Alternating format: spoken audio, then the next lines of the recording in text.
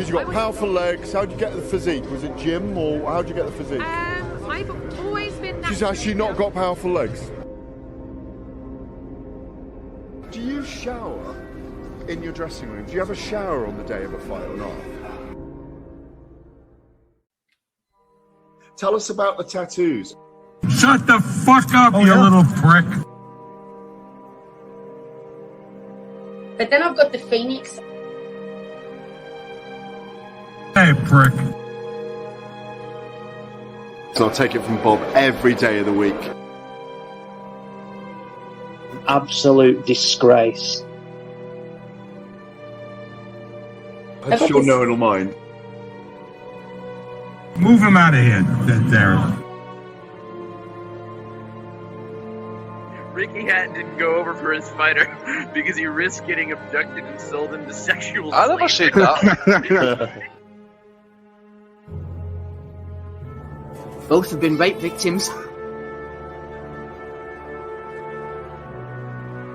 not watching Frank Buglioni live on Saturday night. You're out of your mind.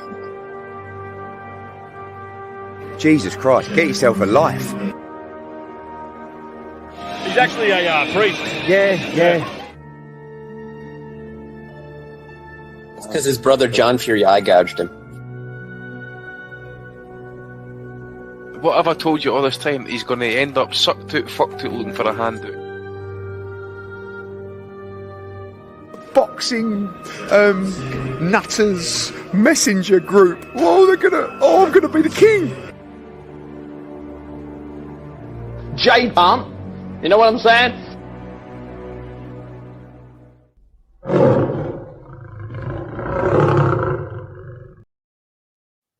Well, hello everybody and welcome to the 568th edition of the Boxing Asylum Nuthouse podcast. I'm your host Steve Wellings and joining me on the call we have Andy Patterson and Matty Di Gialinardo going live on YouTube from 8 o'clock every Sunday evening. The ad-free Patreon RSS feed updates shortly after the show concludes. Hello to everyone listening through the week on YouTube, Apple Podcasts, Spotify and Sports Social. Don't forget to leave a review on the podcast player of your choice throughout the entire month of April.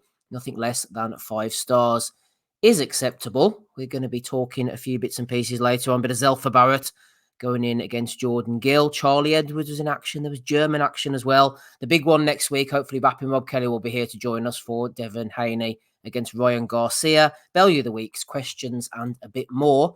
Let's start off over in the American Bank Center in Corpus Christi, Texas. Nice and hot over there. Jared Anderson getting a win over Rihad Murhi, former cruiserweight champion. Looking at scores here, actually, 100 to 90 times 2. Can't disagree with that. Not sure where David Sutherland got the one round for the 99-91 for Murhi. He didn't do an awful lot now. WBC USA heavyweight title was on the line. So is the WBO international heavyweight title. A couple of belts there for you, Matty, of varying interest. Whether he'll get a shot at a proper title in the future remains to be seen. Do we blame Jared Anderson? Do we blame Rihad Murhi? I blame Top Rank, Matty, not for this 10-rounder. Not the fact it was a 10-rounder. We'll blame them for that as well. The matchmaker for serving up these dwarfy opponents who refused to fight. We had George Arias, far too small beforehand. Andre Rudenko, far too small as well. Rihad Murhi, far too small for Anderson. Charles Martin chucked in between, decent opponent, not going to complain about that. What's going on here with the matchmaking, Matty? I don't know. It's kind of like they just wondered what all these heavyweights would look like against a lethargic David Tua. I am very upset at myself for watching this fight to its conclusion. Ooh. I think that judge gave Murhi the 10th, which he probably threw more punches that round than any other by a long shot. It was absolutely ridiculous. I was just boring. You learned nothing about nobody there. Lucky for Anderson, because who knows how capable he would have been against a good opponent, considering the lack of focus he's probably had, considering his legal troubles. Earlier today, Steve, I learned that that fentanyl users will drink their own urine because it still has the residue of fentanyl and they can get high again. Ooh. And I think that sounds better than watching Anderson versus Murhi again. If given the choice, I'm going fentanyl piss, Steve. Bit of fentanyl piss on a Sunday night. We're not going to be in against that. No judgment here on the Asylum if that's what you want to do. No problem at all. Harvey Price Boxing Returns in the chat. He says 8:05. He's not happy about the timing here. But the Dr. FMG is in. He says, listening to the Boxing Asylum at 5 a.m. in Oz. Must be out of your mind, Bruce. Absolutely. Nothing better to do there. MB says Anderson should have fought Vianello. We'll get to that very shortly. That is a good suggestion. Andy, you were mentioning there in the little off chat, I think it's worth mentioning, Murray, career cruiserweight, secondary belt holder. He wasn't really a world champion at all. He was a Euro level guy. Beat Tony Yoka. Says more about Yoka, I think, than Murray's levels of ability. Tony Mediocre, who has been exposed exactly. Murray, Andy, was right down in the depths of punches thrown, according to CompuBox stats. I don't mean in this bout. I mean of all time. I think he was the bottom 2 or 3, 144. Very tight defense. Give him his credit. Got $120,000 for the fight I read somewhere. Was it down to Anderson, Andy, to cut the ring off better and open him up? Or is this just about the win and moving on for him? I think, to be honest, mate, I think there's an element here that is poor from him, actually. I mean, he ain't beating any top heavyweights soon if that's what he's putting in against a guy who's just basically shelling up. And, I did, unlike Matty about the fentanyl crisis, I ain't into that, but I did do a wee bit of experiment on myself, and I put this fight on at 1.5 speed. And I did a beat. It was so boring watching the fight at that speed. I even did a wee experiment and just checked how fast 10 seconds was at 1.5 speed on Daily Motion. Oh. And you know something, Steve? It came just over 6 seconds. It wasn't a complete loss then. It wasn't a complete loss a Sunday morning, you know what I'm saying, mate? So at least we figured that one out. But it was just dreadful because I tell you what, it was fast enough for me to miss said stats, as you mentioned here, after 4 rounds. I had to kind of rewind it back. I think I've seen something like after 3 or 4 rounds that your man was only thrown something like 80 punches, or less than 100 anyway. It was less. It was far less than that. I think 30. 4 in the round. Landed, he only threw. Absolutely shocking, mate. It was just an awful, wretched, shit fight to watch. I mean, I don't know about Anderson whatsoever. I mean, I think Rob mentioned it last week. I just don't see it. ESPN are bigging him up, and it's you're putting this guy. Well, they're putting this guy. Sorry, a wee bit a pedestal, whereas it's just no there for me. To be honest with you, just an embarrassed night on for a main event. ESPN. He isn't the feature of the division. Tim Bradley was talking last night something about 2025 or whatever it was. Wait for vacant belts. I don't even think even waiting that long is going to even matter. I just don't think he is what he's been built to be. I just don't see it. He's like the ghost. Was it Rob says? Was it Seth Mitchell? Yeah, I think so. It's just, as I say, Murray's a decent fighter, but he's no world level. You mentioned the terms of the guys that he's fighting. They're wee guys. The guy's a career cruiser. He has not challenged anybody really at a decent level. I mean, I think Gully Marion beat, I think he was, or stopped him in like 10th or 11th round. Mm-hmm. He beat Mediocre, which he did clearly, by the way. I remember watching the fight. But that's his level, European. If you're pushing Anderson for the next level of the division, then okay, you keep him with these type of fights. But you're not going to be telling me that if you're going to be having these type of fights, you're not going to be telling me that you can't open them up. You got to work on something. You just can't be falling him over the ring and just doing nothing with him. You just done nothing with him. You're fighting a guy as well as what's the advantage you got over top of him? 20, 30 pounds, maybe slightly less. You got the height, you got the reach. What are you learning from these fights? Exactly. You've got the power. You're meant to be. If you're meant to be the future of the division with this type of spotlight on you, you need to be doing far better than this. And obviously, as well, you got the shit out the ring as well, which isn't helping. It's the distraction. Yeah. Is he living the life? We don't know. We've heard the talks before about retirement before whatever age it was, that type of stuff. I don't pay any attention to it, but you got to wonder. Even with this stuff going outside the ring and that as well, as then putting in performances over the last few fights, nah. What about the little segment, Andy, where he was going around with Roy Jones on a horse? Were you a fan of that? No, mate, absolutely no. But it just makes him a joke, really. To be fair, you can't stop a guy who's basically a punch bag. Really, yes, basically what he was. The guy is shelling up. He's not throwing back at you. So what is he? He's a punch bag. Mm-hmm. Do something with it. Follow through with the punch bag because he's not getting you anything back. I like So, Matty's David plus as Tua well, comparison.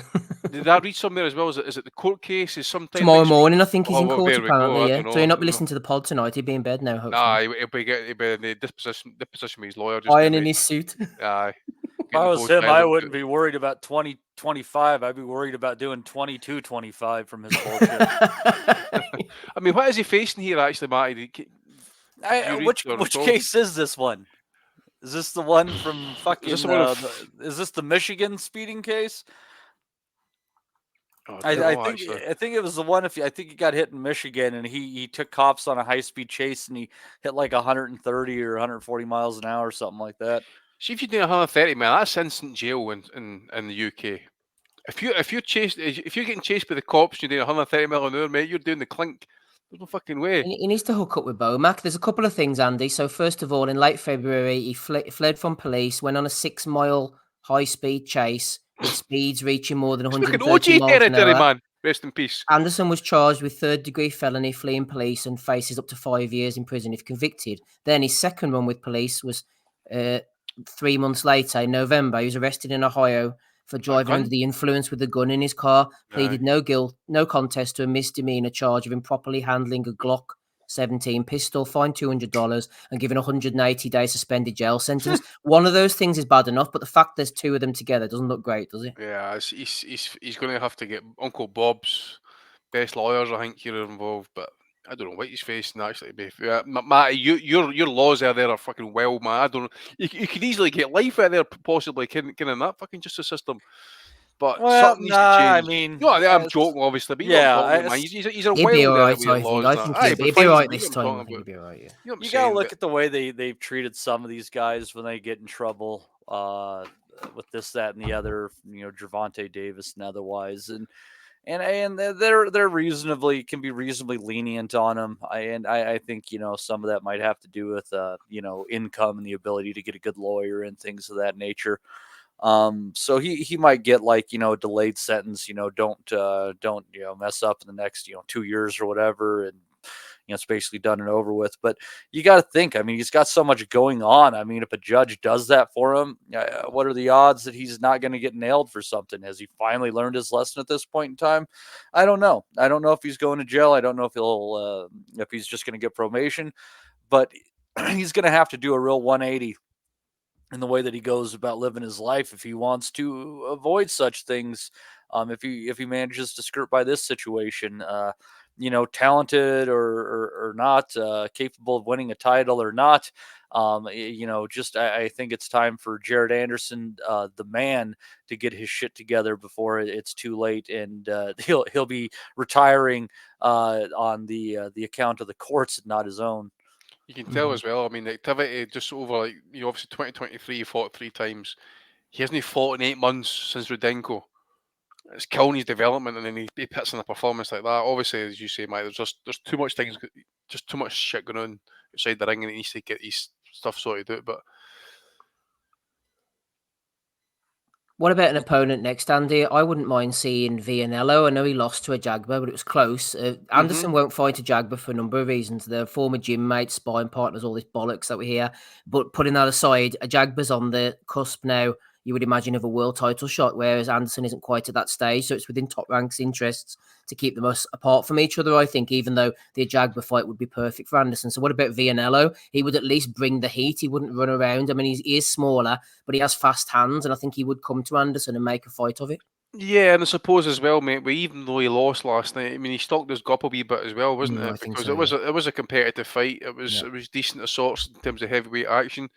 We kind of shit on both guys last week, to be honest. Well, I think we shit on Vianello at least, and that wasn't really interested.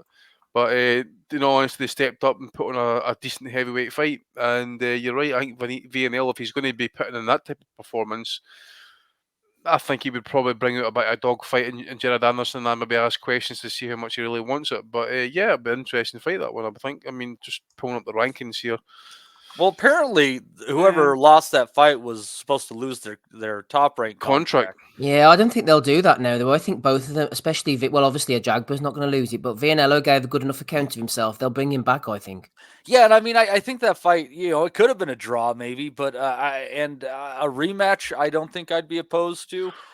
Guido against Johnny Rice. Like, give him a chance to avenge that one if he really wants to stick around. I don't know. One thing I'm interested in, and I don't know if I'm maybe just thinking outside the box here, but maybe Your Excellency maybe just think about bringing in Jared Anderson in for a heavyweight fight. He seems to like heavyweight fights, that guy.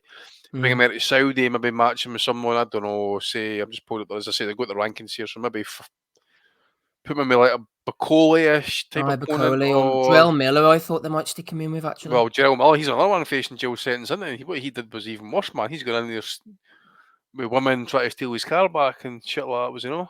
Yeah, exactly. Hold my beer, says Jarrell Miller to Anderson. Not this baby shit, doing a 180, Matty said earlier, at the wheel of a car. Andrew Thickett says, I threw more punches while making a cup of tea between rounds. Mrs. Thickett walking into doors again.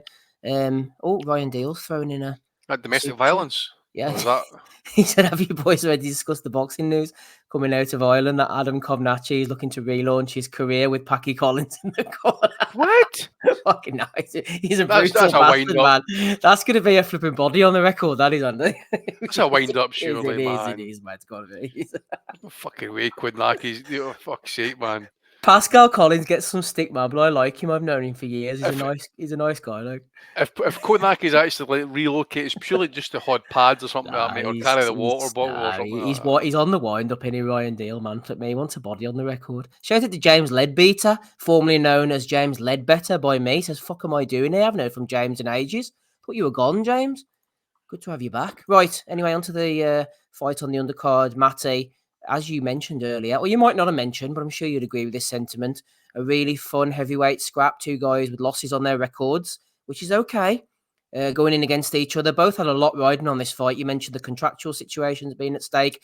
You could get there was an air of desire and an air of desperation, I felt. Sometimes you have to create that kind of desire and desperation to create a good fight, and that's what it did. These guys were fighting for their futures, literally, and that's what we like to see. It's like bum fights in a ring. Yeah. It was a pretty close fight. At the end of the day, Guido definitely won the early rounds. He seemed to hurt Ajagba a couple of times early with right hands. And then Ajagba after that kind of woke up and he was able to steady himself. And what Ajagba did is he just kind of kept coming forward, because where he was getting in trouble was when Vianello was able to just kind of fall him back when Ajagba stepped out, and he was just able to catch him with the right hand because Ajagba was just moving out slowly in straight lines. But then he just started coming forward, putting the pressure on, throwing more punches, and he did really well. But then, like these other idiots in recent memory, like why are you doing this? He decides to turn southpaw, and he puts the fight in jeopardy in the last couple of rounds by making it closer than it had to be. Like he got too comfortable, and they're thinking he was going to get Vianello out of there because he looked like he was puffing. But Guido came back pretty well. You have to say, I mean, at the end of the day, I have to say Ajagba's the better fighter. He's got better technique. He has a wider variety of shots. He's got better balance. Vianello falls in a whole lot, but I think there's places for heavyweights like that. And, I don't know if Top Rank keeps them or not, but I think it's fine if guys just want to make a living fighting and we're entertained by it. If those are the kind of efforts that these guys want to put in, please bring them back again, because that was that's good fare for the crowd, especially when compared to the other one. I mean, you got a guy who's knocking on the door of a title shot, and the fight he was in was far less entertaining than what we saw between these guys, who I don't think will ever have a chance at title. I don't think they're that level, but all well and good, just good, entertaining fun, back and forth. Could have gone either ways. Ajagba just nicked it by 96-94. I had that score as well. There was one card for Vianello the other way. Could have easily been a draw. But do it again, or put like I said, put Vianello in with Rice and see if you can avenge that or whatever. But I think Bob should keep both of these guys around. It's why the hell not? There's enough heavyweights he has for them to fight. Why can't Vianello fight Torres or? Yeah, I was just going to say, good shout. Yeah, absolutely, I agree with that. Yeah, he was falling in a bit onto the uppercut, but that was what made it exciting. Andrew Thickett says, I had Vianello winning 96-94, maybe a draw. They will rematch because FA was there to get the win and move on. Yeah, I don't think they'll have a draw. I think they got what they wanted. Although I did kind of feel like Vianello might have won.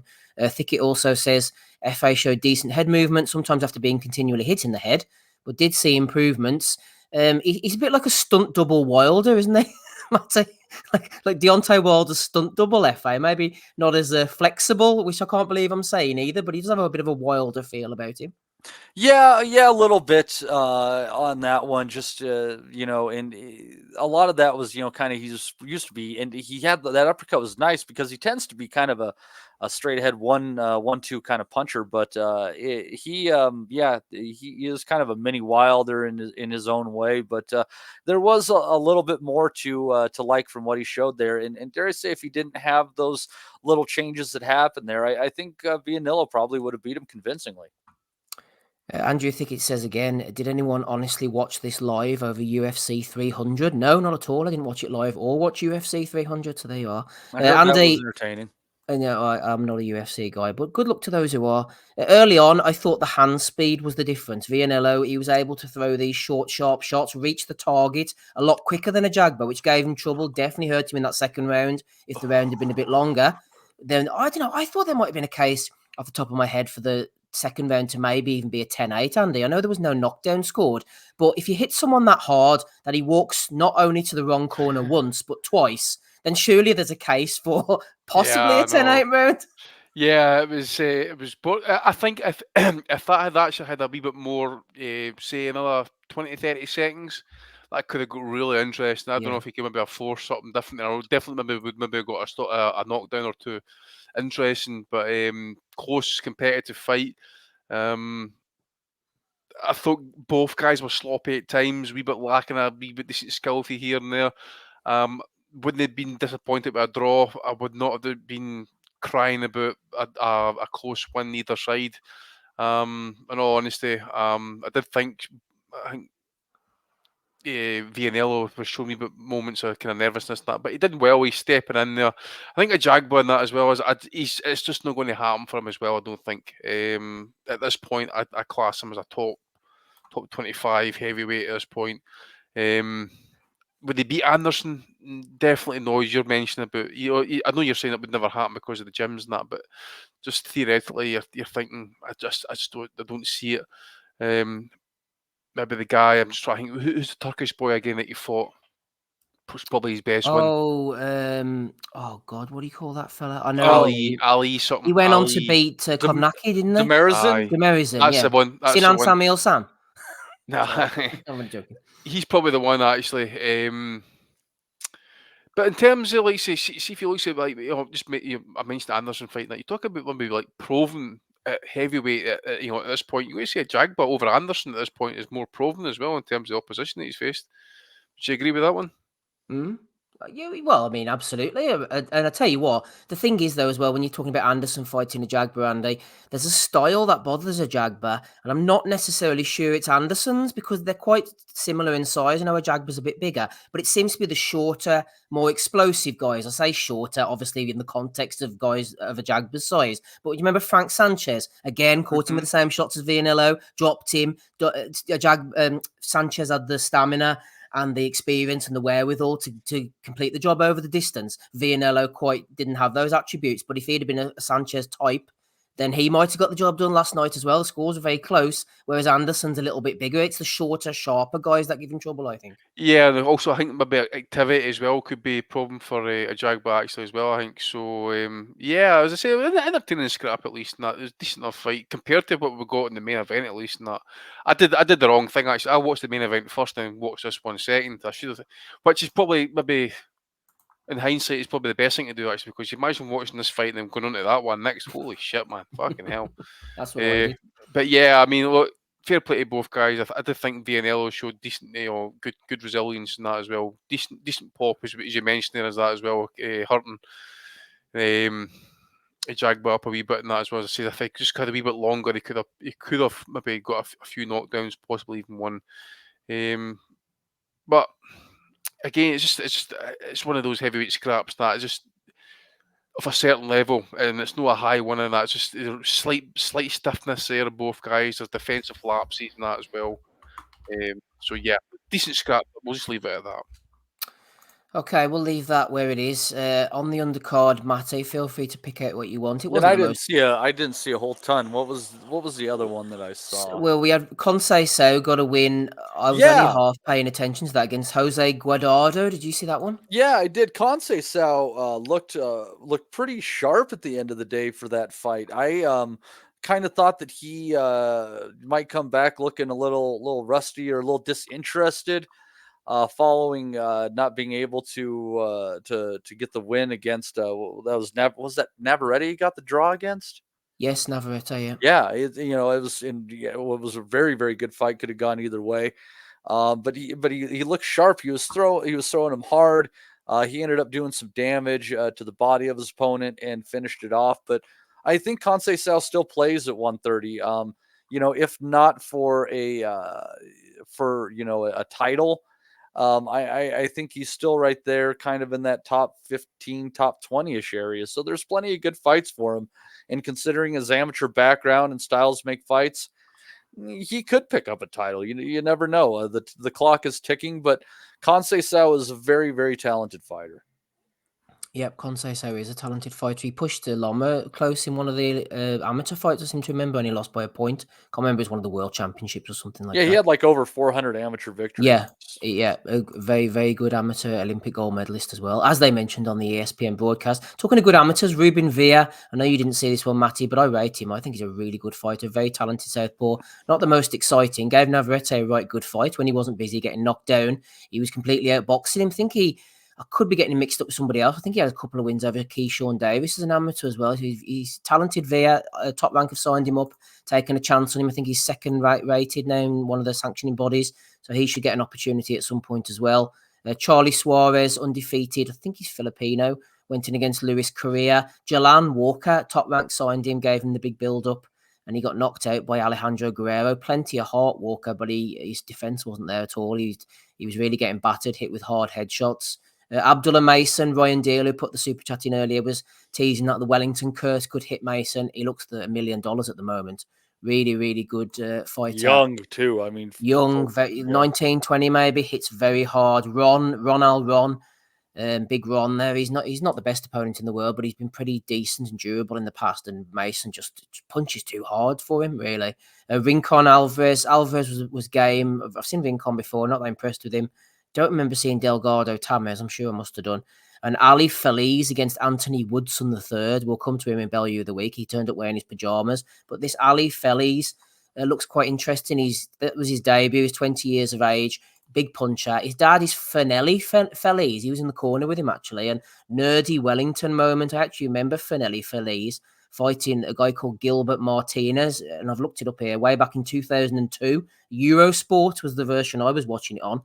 Feliz was talented. Hopefully his son isn't cursed by this. He's the same talent, but he was very lethargic and lackadaisical. Finelli, he would have let fights drift along. He was only ever stopped once by John Ruiz, with no shame to that. Anyway, he fought Gil Martinez up at heavyweight. Martinez was a bit of a spoiler. He started off as a 154 fighter and ballooned up by 100 pounds over his career. And he was a little fat heavyweight at the end, beating the lethargic aforementioned Finelli Feliz. So shout out to Gil Martinez. Shout out to Finelli Feliz, and right back circling round to his son Ali, who made his debut, which was the original point last night as well. Did you see anything on the undercard, Andy? Any of these characters that I'm mentioning? I didn't see any of that, mate. Sorry. No problem. No, that's fine. That is fine. What else have we got? Let's have a look here quickly. Before we go on to the Barrett and Gill and give shout out to people from the chat, you were mentioning, Andy, something over in Germany. We had a bit of interest. Thomas Picarillo. We're not sure if he's any relation to Michel Picarillo, but he's 13-1-4 now after his fight with Alexander Pavlov. And Granit Xhalla got knocked out brutally by Alexander Jacoji, the hunter, who has been mentioned on this podcast before. And Vincenzo Gualtieri was on the card as well. Remember him losing his title to Janibek Alim Hanalulu recently. So a bit of German action over there for you. Yeah, something kind of check out. Suppose Picarillo's, I'm sure he's ranked quite high, around about middleweight. I think I mentioned him last week as well. Anyway, he got iced in one round against Alexander Pavlov. Just got caught with an uppercut, never really recovered from it. There's Granite Shala as well. Actually, a few Germans, as I say, that I know, were saying, look, this guy is not going to do nothing. He's going to get ice if he goes past 4 rounds. It'll be impressive. I says, well, it's a European title fight, vacant heavyweight title.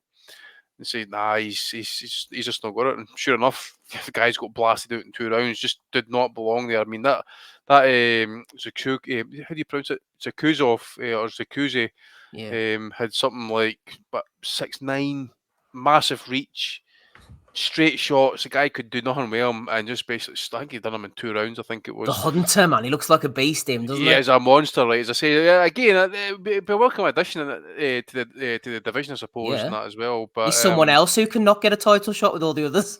There's that as well. But we need somebody to kind of fill up the slack, mate, because Anderson's not filling their boots for us, is he? And Jagbar's not going to do much either, by looks at it.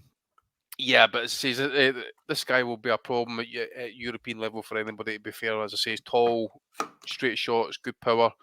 And Gualtieri and that. Look, I kind of briefly had my eye on this fight. As I said, I was doing other things at the time. And to be fair, I think we mentioned, how he ever won a world title, I don't know.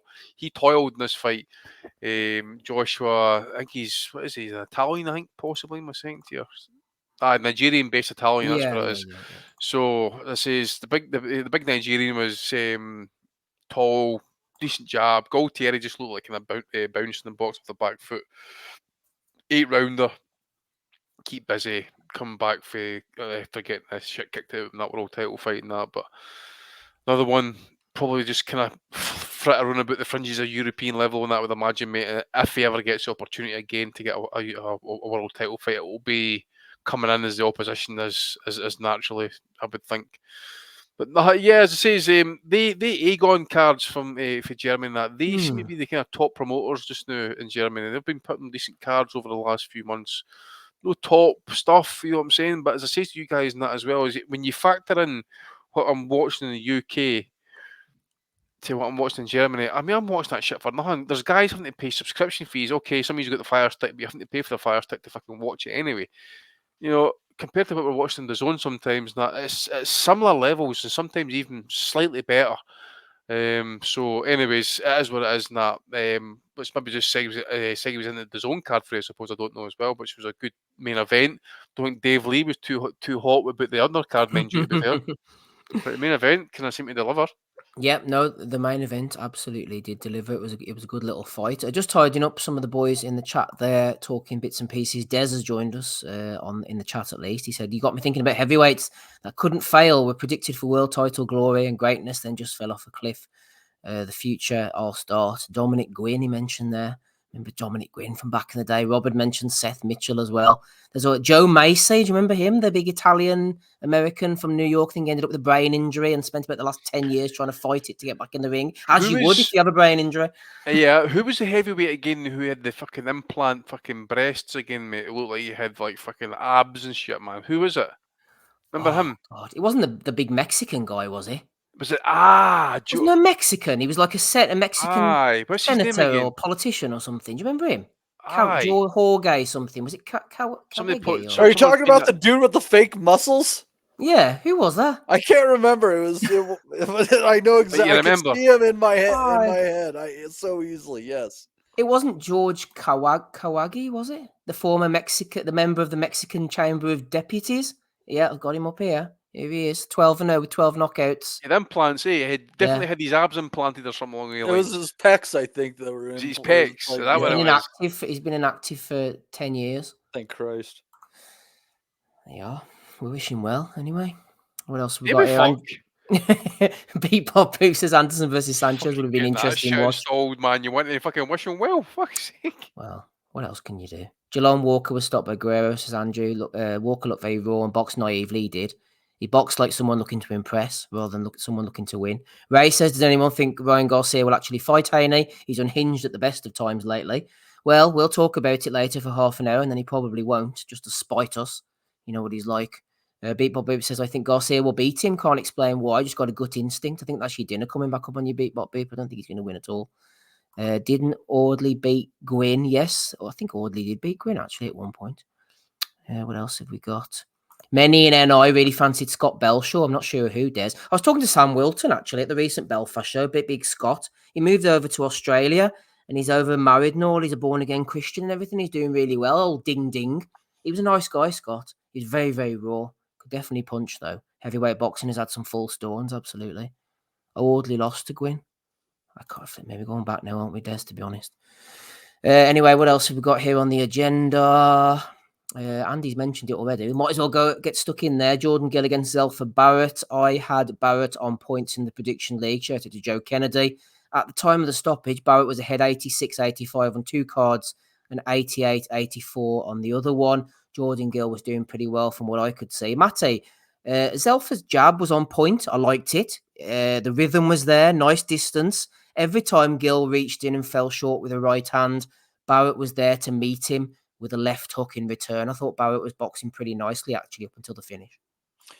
Yeah, he put on a pretty good performance. He's a good quality boxer when he's not fighting skittish, right? You know, when he fought Kiko, I mean, he just looked frightened, you know, for better half of the fight. So when he's confident, when he's trusting his power, he seems to be pretty decent. And I mean, to get that stoppage, you know, going to the body there, I mean, that was definitely a feather in his cap to be able to clean it up that way. So we'll see what's going on there.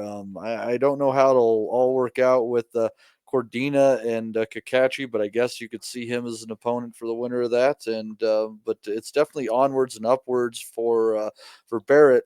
As far as Gill goes, I mean, you know, he was doing obviously very, very well, but you know what, and he, you know, wasn't the favorite going into the fight. But I think given he stopped Conlon, he might have had a little bit extra juice behind him. And I think that might have been just a shade undeserved because, I mean, we've talked a bunch of times about how I felt about Conlon moving up the scales and his ability as a puncher.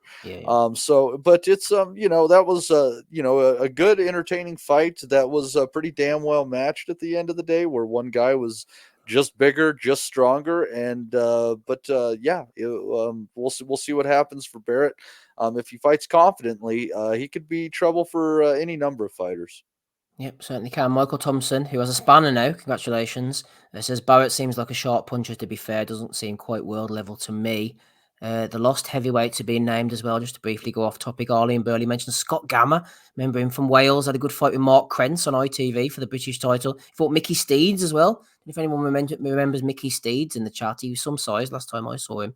And then Gamma lost to Danny Williams, I think, for the title. MB mentioned Matthew Ellis from Blackpool, said he was going to be $1 billion heavyweight. I think he was a bit too small for heavyweight, actually. I saw him fight Tony Bellew in the Odyssey in Belfast on one of the, I think it was Rogan Sexton undercard. Ellis, he's quite the character. He could fight, he was talented, but yeah, I think he was a bit too small for heavyweight. Anyway, back to the matter in hand, Andy. Gill against Barrett seemed to be a pretty even contest before the finish kind of came out the blue. Barrett, I suppose he's revived his career now. He had a bit of a contrived start to his career, I felt. You could see there was clearly some athleticism there, a bit of talent, maybe riding off the sort of Barrett name, the Black Flash and all that. It's taken a few losses and some difficult fights, but I think Barrett has actually matured into a really nice stylist, I think would be the best way I'd describe him. Yeah, it's an interesting one, that actually, mate, as well, because, you know, I remember us talking, remember the Ronnie Clark fight? Yep. For Dundee, you know, Ronnie, again, I would probably say would be a domestic level fighter, and he obviously had his problems outside the ring and trying in terms of kind of keep fights, that type of thing and that. But he had ZELFA Barrett down 5th or 6th round, beat him majority decision, I'm sure it was, in that as well. And you're thinking, well, you know, what's the ceiling here? Has he met it? But last night he seems to have, put all that experience together. I mean, he's 30-year-old now. He's worked on the local shows, the local events, the small hall shows, his Uncle Pat's shows, that type of thing. And he's really learned his trade. Took a couple of losses, like you mentioned, but that's what you got to learn for sometimes. He's come back stronger for it. I thought last night was probably one of his best performances in his entire professional career. Great.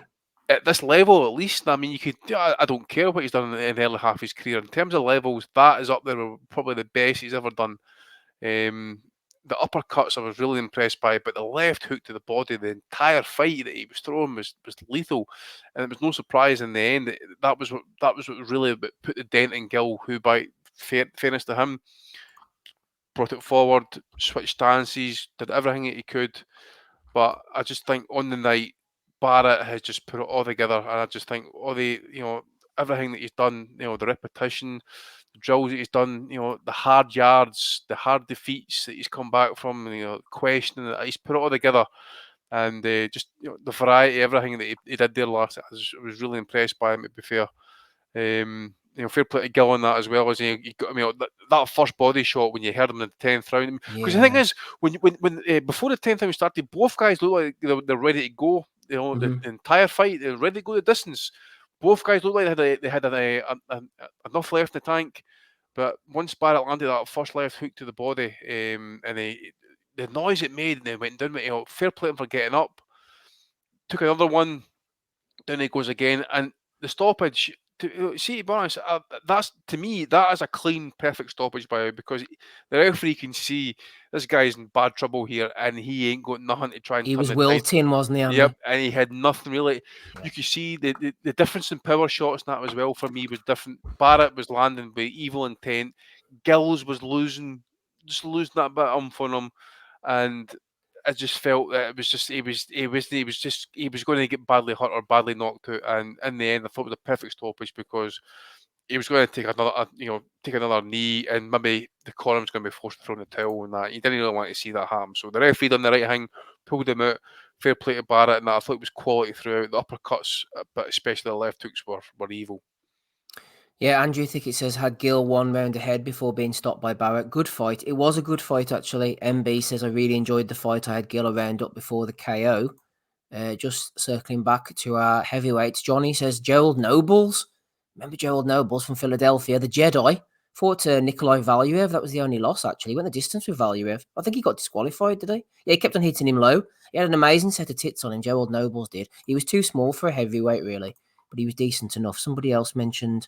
Who else was it? Oh, yeah, Dr. FMG says Roman Greenberg, Robert Waterman and Hobson and all them were very high on Greenberg. He never fought anybody. He was clearly talented, decent enough puncher, fought on those early Fight Academy, BBC, David Hay undercards. Never, ever fought anybody. First decent live opponent, Cedric Boswell, 2008. Got beaten, never fought again. I wonder what he was up to, Greenberg. Anyway, what else? We got someone else put something. Oh, David Price, to the Klitschko phone. Heard it here first. Yeah, well, we heard it here last week. Beatbot Boop has thrown something else in. He said Barrett spoke about eventually getting a fight with Cordina. He's thrown himself back into the mix, Barrett, absolutely. And Jordan Gill, no shame to him. I thought he did a good job, as Matty mentioned, after he resurrected his career against Michael Conlan. Who knows if he'll fight again. As for the undercard, Matty, David Lee wasn't too happy about it. It was shit, to be fair. Ellie Scottney against Ségolène Lefebvre. Ségolène Lefebvre, there you go, I was getting there. 18-0, no longer. It wasn't a bad fight, actually. Rhiannon Dixon as well against Karen Elizabeth Carbajal. Women's title. This is more your area, Matty, really? I thought that Rhiannon Dixon looked really strong against Carbajal. She dropped her with a really clean shot in the 3rd round. Carbajal, very experienced. She's been in with Katie Taylor, one of them Argentine fighters that can definitely give a young fighter a very difficult night and take an O here and there. So really good fight from her. And Scotty did a good job on taking a title from someone who's, I think Lefebvre has had that title for 3, 4, 5 years, something like that. So, I mean, good job for her pulling that up. And that will obviously open her up to some more opportunities. And but those fights just kind of went as planned. Nothing tremendously unexpected as far as the odds or otherwise. Yeah, they were good performances in what were just okay fights. Yeah, we're just talking about the undercard, Andy. That was the women. I saw Stephen Clark come on against Jensen Irving before the main event. He looked decent, Clark, put his punches together nicely. Old miserable Smigger was in the corner. I didn't see Bill Crawler, Anthony's younger brother. Jimmy Sains, I know a few people are high on him. Jack Turner got another knockout. I think I did see that one, actually. That's his 5th or 6th knockout in a row. Didn't see Flynn against Maharuzi. Gomez Jr., I just caught the back end of this. He got cut, hadn't he, against Kane Baker, and it looked like a decent fight, and then all of a sudden it was over. I can't really speak to that, to be honest. Did you catch anything on the card, Andy? Never seen any, mate, to be fair. I think I got a few WhatsApp messages saying that was one of Edward's best cards of the night. Best cards in history, and I had actually missed out a great deal. And I realised I was getting trolled. I was going to say. Absolutely not. One card that was supposed to take place during the week on the 11th of April, we were pondering last week over whether Steve Claggett would indeed take part against Mike O'Han. That fight was taken off the bill, as was the entire bill, actually, moved to Thursday, the 2nd of May. Eric Bazinian has tinnitus or sinistus, something like that. Anyway. I think it's a bunch of bullshit because they knew Claggett was going to be fighting Lopez. Exactly. I was just about to say the same thing, actually. So we're so skeptical, we're so cynical, Matty, aren't we, the two of us? But yeah, I thought that too. Better bastards, by him against Shaquille Finn has been rescheduled. Jean Amobio, Fendero, Chabot as well, all moving along with him, but not Claggett, of course, who will fight Teofimo Lopez very shortly. Someone mentioned in the chat, who was it? JD Chapman. Remember JD Chapman? Well, and if anybody wonders why there's a handful of Mexicans wandering around Canada for the next few weeks, it's because they're stuck there waiting for fights. Exactly. Shout out to Bazinian. He's doing his best to keep them active as he can. Matty, Pro Box, this seems like a lifetime away. These Wednesdays, they all meld into one. Was it last Wednesday? Was it the Wednesday before? Was it next Wednesday? I can't remember. Angelo Leo fought Eduardo Baez. Anyway, a decent fight. Leo's a good body puncher. Baez is tough, got in through good shots early, but he was starting to get worn down as the fight went on. There were Famous Wilson was on the undercard, so was Jacob Gomez, Dominic Valle. I watched it all, can't remember a thing about it. But Leo against Baez was a decent main event, Matty, if you saw it.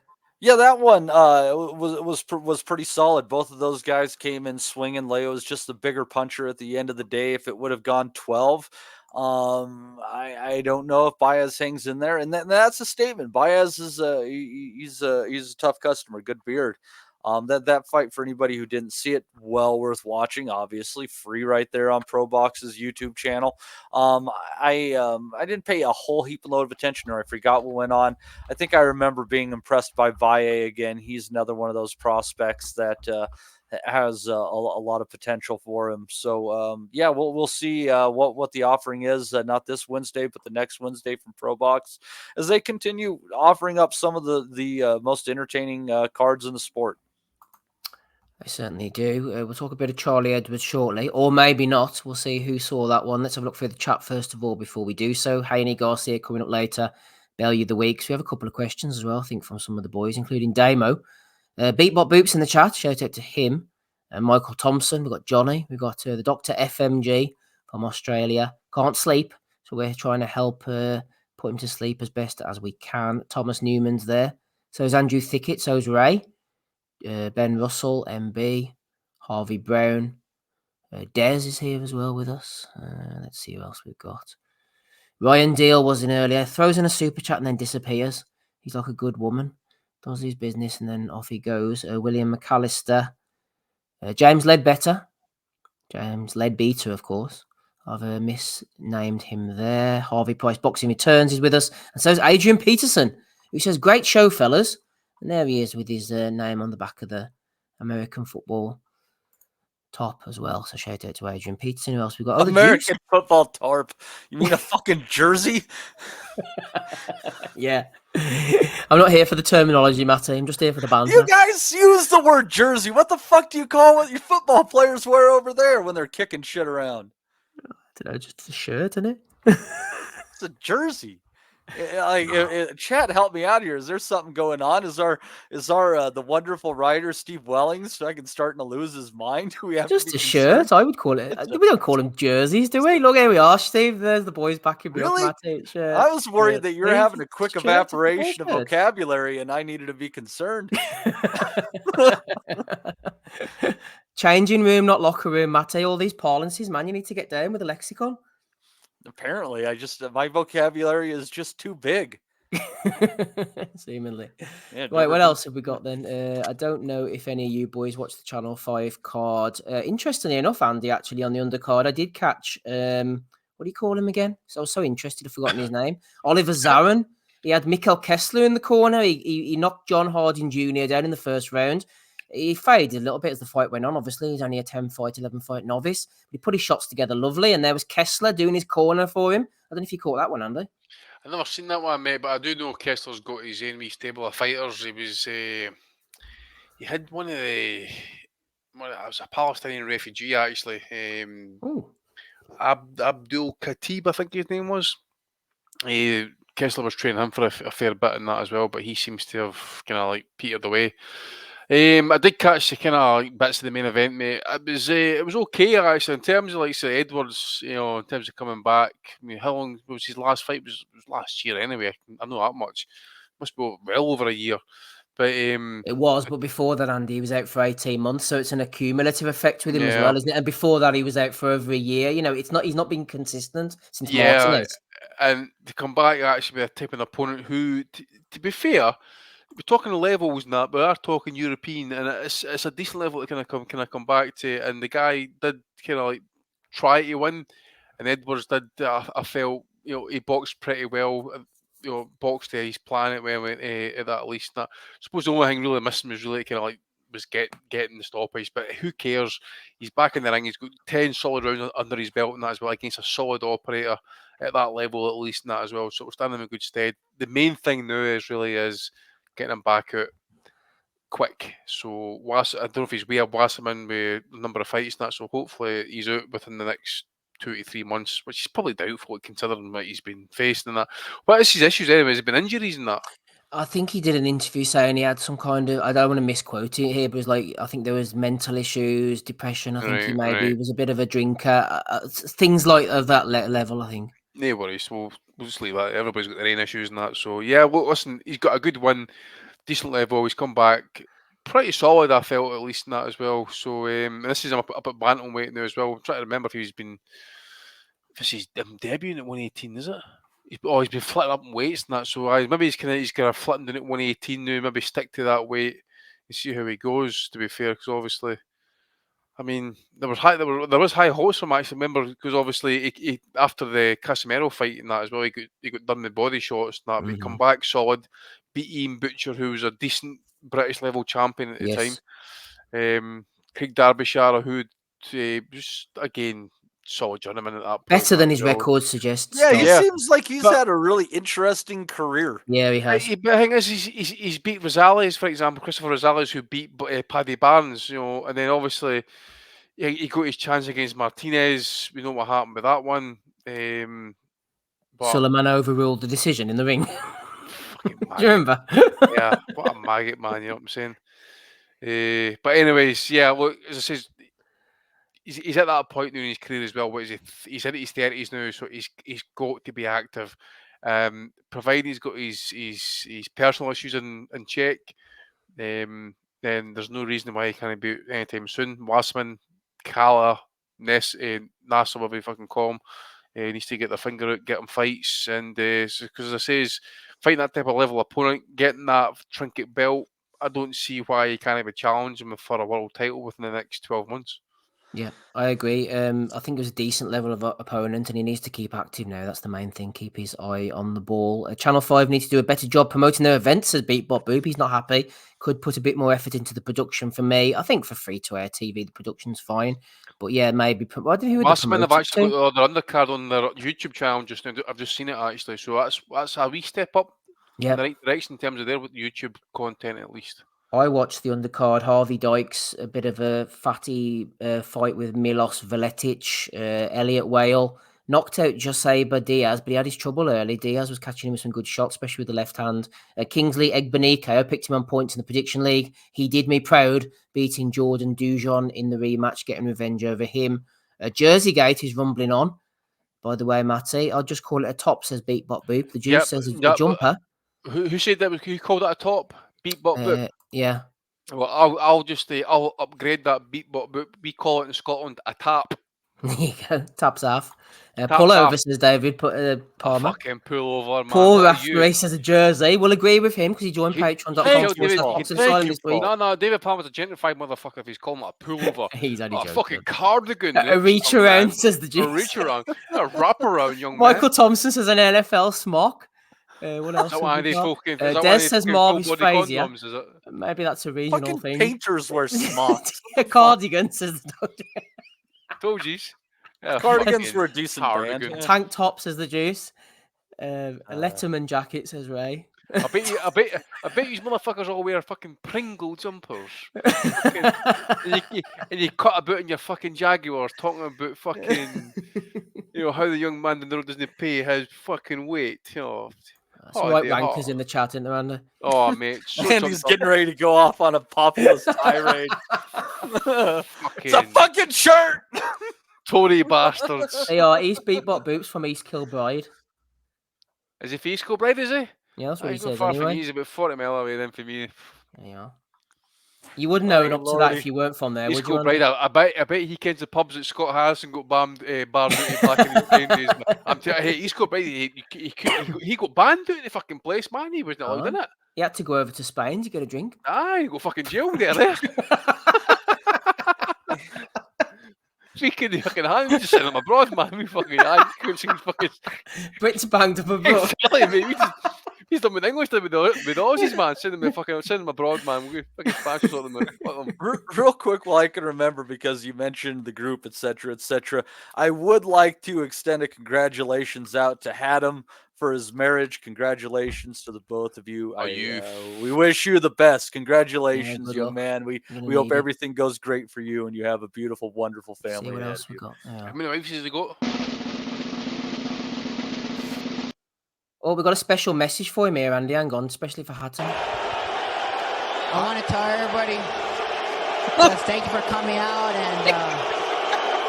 and honestly, happy Easter, everybody. You guys,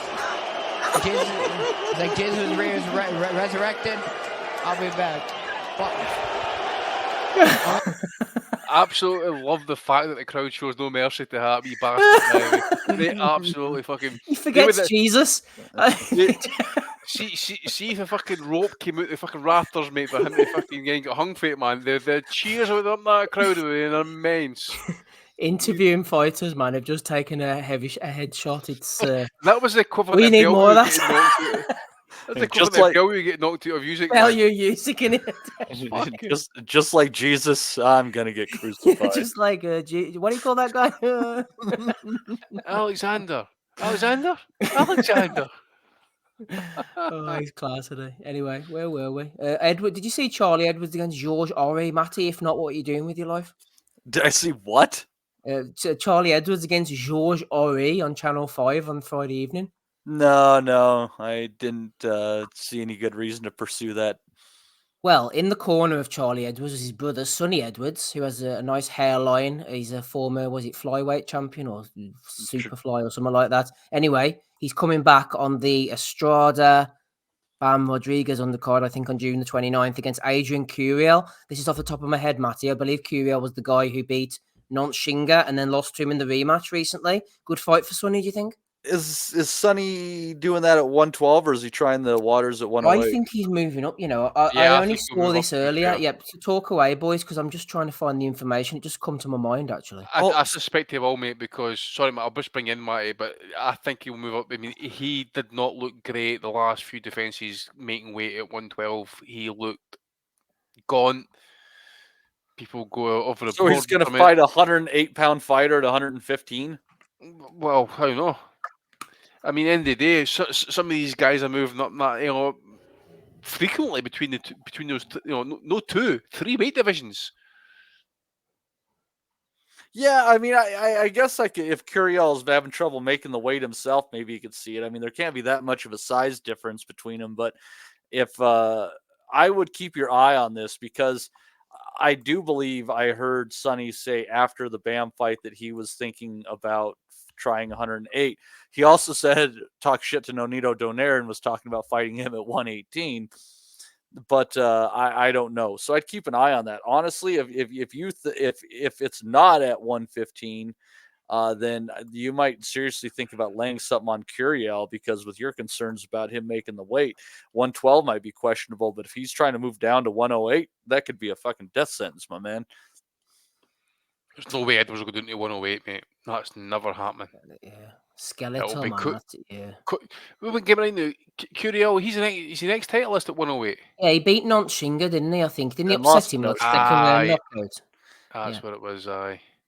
Yeah, knocked him out. Fucking and did they lose the rematch? It was a rematch. Yeah, he lost the rematch. It was a really good rematch, actually. Back in Mexico, wasn't it? Wasn't on the Lara card recently, I think. Yeah, I seem to recall that now, actually. It was a good fight. Yeah, it was. It was an excellent fight. Des says, Ori can't punch and did everything in straight lines. Good opponent after a long layoff for Charlie. Down there, you need to be a ruthless puncher. Edwards will win plenty, but he has a ceiling. Yes, he certainly does. Marcus Bellinger's thrown in a good news for him is that his height, you got a lot of room. Touche, good stuff, Matty. Marcus Bellinger says, hey lads, hope everything is well. He said the fight coming up on Wednesday, which is worth a brief mention, is unbeaten Hayato Tsutsumi taking on Anselmo Moreno. Not sure how much Moreno has left, but could be a nice scalp for Tsutsumi. Now, you mentioned this earlier, Matty, and I could be bringing you in unnecessarily here. Didn't you say there was some kind of vehicle on offer to the winner? That was me. It was saying that, mate. Was it you? Sorry. That was the IBA fight night. The IBA fight, mate. Oh, was it right? Sorry, I thought it was. Card, no vehicle for Tsutsumi Moreno. Then no, can we not get them something? Maybe a bus or some kind of. Oh, mate, if I recall properly, mate, did Anselmo Moreno's wife not take all his belongings in the divorce? Was she know his manager? Someone Google that shit, man. I'm fucking certain. Google that while I'm talking, mate. I'm pretty certain Anselmo Moreno's wife done him. She was his manager. She lawyered up, and she got half his money or took everything basically. And that poor motherfucker was poor and penniless. Came into the world with am I right? Rus Laguna, apparently you call her. Let me see. Let me find out this information.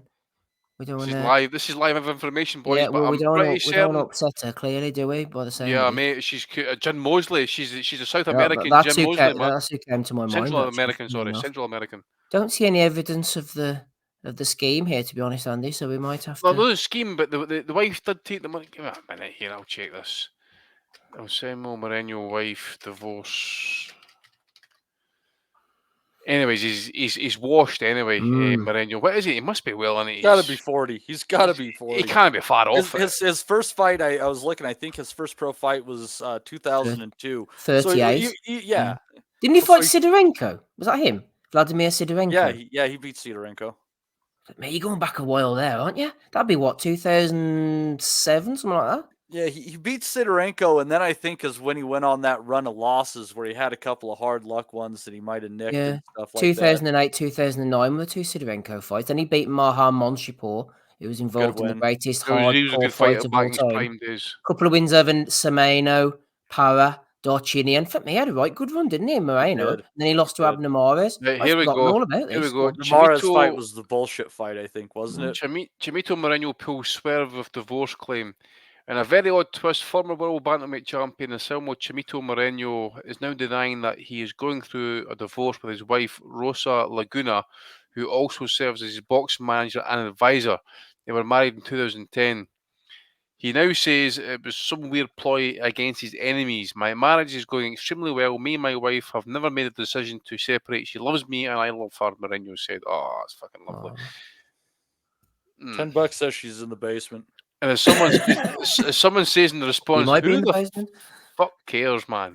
So it looks like he's got his shit together. So yeah, happy. Well, we wish him well in Japan anyway. That's all we can say. I suppose. That's what we can say at this point. Seriously, one of the more underrated fighters of his year. Definitely, absolutely. In the lower weights. I've forgotten about that run he went on, Matty. 100%.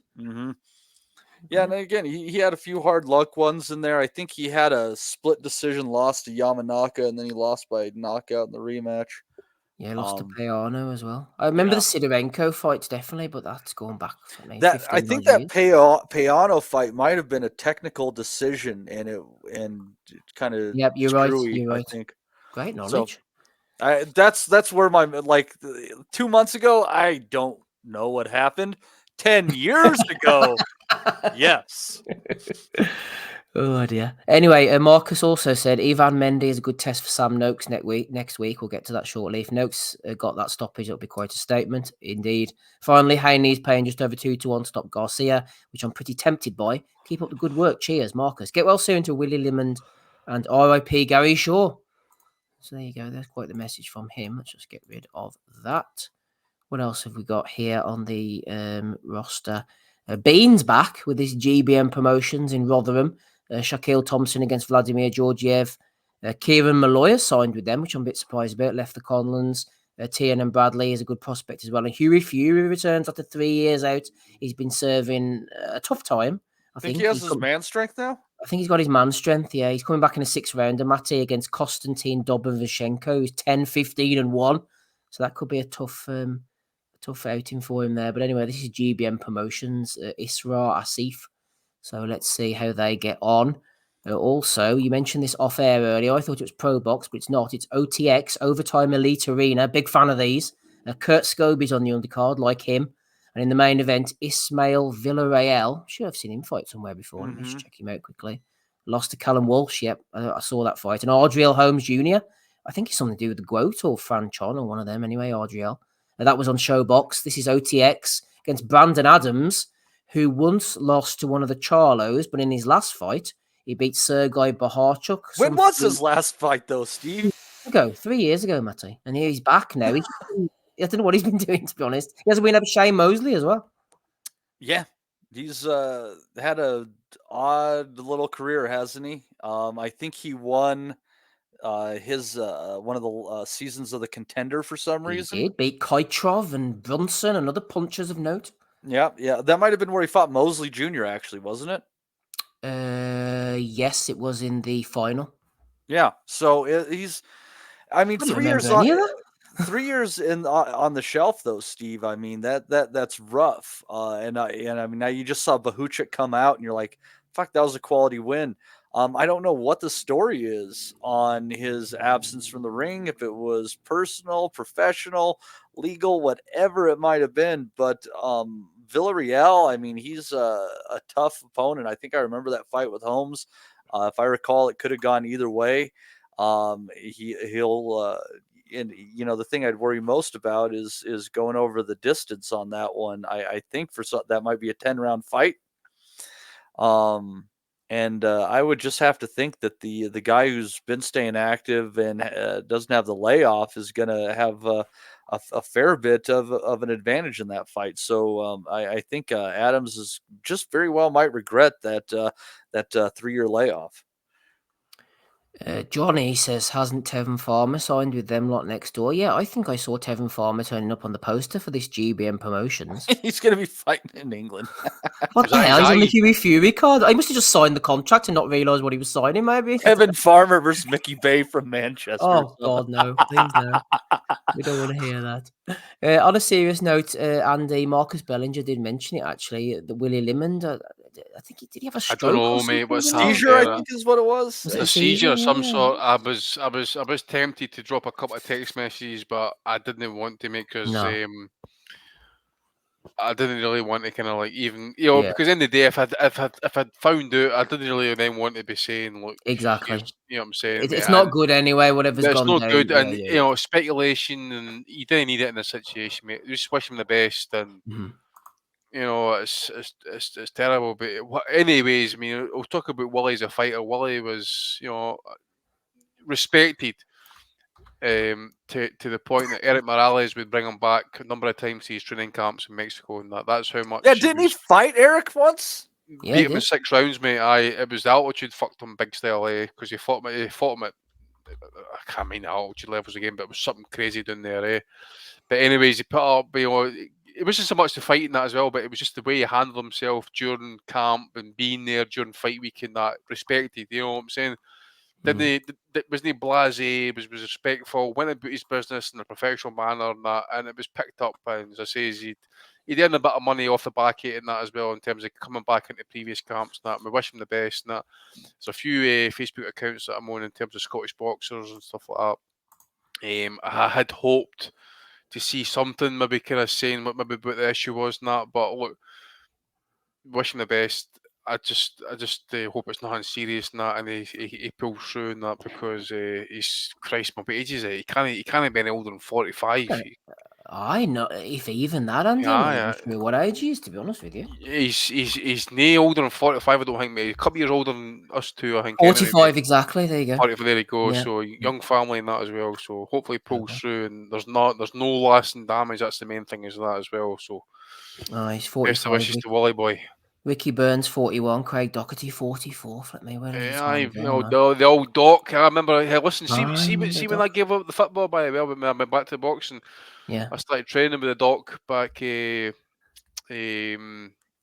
back at Morrison's gym. Actually, that should be around about 2006, 2007. Some fucking man, the Doc, by the way. Fought Alex Arthur, didn't he? Do you remember? With the body shots that killed him that night. Ex-Commonwealth champion. Yep, he was. Good fighter. Right, what else have we got on the agenda here?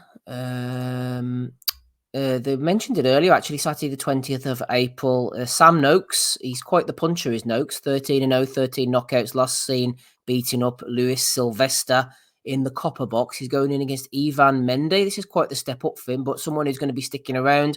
Mendy, wasn't it a head clash last time? I think. Well, he lost to Baranchik in the Tottenham Stadium. That was on the Joshua undercard, I think. I was thinking I must be getting him mixed up with somebody else. Lost to Luke Campbell as well back in the day. I don't know who I was thinking of. Anyway, decent step up, Andy. He's obviously failed at a certain level, but he's never been stopped in his 6 losses. He's nearly 40, very experienced. For a young puncher like Noakes, he's going to learn a lot if he can get past Ivan Mendy, Andy. Yeah, Mendy's been there, mate, hasn't he? I mean, he's got power at a certain level. He's fought European countless times. He's fought, Baranchik. Who's he fought Campbell, didn't he? Luke Campbell. Yeah, 6 years ago. A while ago, then. But he's been in with some top guys. Give me a second. I'm just going to pull up his record here, because I'm sure he's fought some fucking names. That's right. He fucking beat Luke Campbell as well. He's fought him twice. Yeah, that's right. He upset him. He was giving him his first loss, didn't he? That's right. Mm-hmm. That's right. I remember Edis Tatley, who's another one who campaigned at European level. He's got a win against Hakeem Ben Ali. Another decent Euro level fighter. Yeah, but could be just at this point for Sam Noakes. I think it's just a matter of timing for him, actually, to be fair. I think he wins. How he wins, I don't know. I think safe bet is obviously points, but if I tell you what, if he was to pull a stoppage victory off here, it would be a statement. Mendy, what is he? Must be late 30s, but 38. Never been stopped. 38, never been stopped. All about ambition at this point, and that as well. As can this guy pull it off? It'd be a big statement for him in that as well at this age to pick up the European title. But I think Sam Noakes, fresher, just seem to have a bit of pop in that as well, about him in that as well. And I do like to look at him. So I'm going to go Sam Noakes. I'll say I'm going to go points, actually. Yeah, points as well. I'm going to go points. Yeah, I was getting Mendy mixed up with Michel Soro. I was thinking about who'd fought Madrimov and had the head clash and all. It's hard when you watch all these niche boxers to try and remember who's who. On the undercard, Henry Turner's going in against Mendoza. A few other fighters of interest. There's a young fella making his debut over 4 rounds called Owen Lavin. He's from Ballyhornis. I remember the Ballyhornis Express. John Waldron from back in the day. He used to box out of Ireland. Good little fighter. Anyway, Owen Lavin. I'm not sure if he should be doing his GCSEs, Matty, or not. But here he is making his 4-round debut on the card next week. What the fuck is that? A young prospect. I was gonna make a joke about Owen being spelled backwards, Niwo, but apparently not. He's got 2 plugs in his forehead. What the fuck? God, he must be about 11. I never heard of him. But good luck to the young fellow, I say. He needs to see the puberty test, that boy. I bet he bangs like an absolute monster, man. Big left hook Lavin, knocking people out for fun. Let's get behind this. Kind of has an oddly shaped cranium, doesn't he? You can take a shot, I would imagine. I don't know. I'll have to Maybe it's a big fucking target, actually, Steve. The Beast of Ballyhornis. That's a song title, by the way. It's got written all in it. The Beast of Ballyhornis. Oh dear. Matty, have you seen anything? I know it's very niche. I'm not going to ask you about Lavin, by the way, but Sam Noakes in the main event, he's clearly a puncher. He's been brought up. Mendy's coming to give him rounds, and this is the vacant European title. Good step up for Noakes, man. If he gets rid of Mendy, it'd be a hell of a statement. I'm thinking points myself. Yeah, absolutely. I mean, Mendy's been around for quite a while, and I don't think in his losses there's very many stoppages among them. I'm trying to He's think. never been stopped at all. There you go. I mean, so that if you're looking at making a statement against a guy, I mean, Mendy he's got to have like 50 fights at this point in time. He's got to be pushing 40, you'd think. 38. Jeez. I mean, the guy, if you can take him out, that's a statement, right? So, I mean, I think that's kind of one of those things that you have to be shooting for at this point in time is, people have beaten him. He's obviously a certain level. Nobody has stopped him. You're looking to prove yourself, get a little bit of buzz behind you from people that know their stuff. Go out and stop a guy that hasn't been stopped in 50 contests. That's the way to go about it.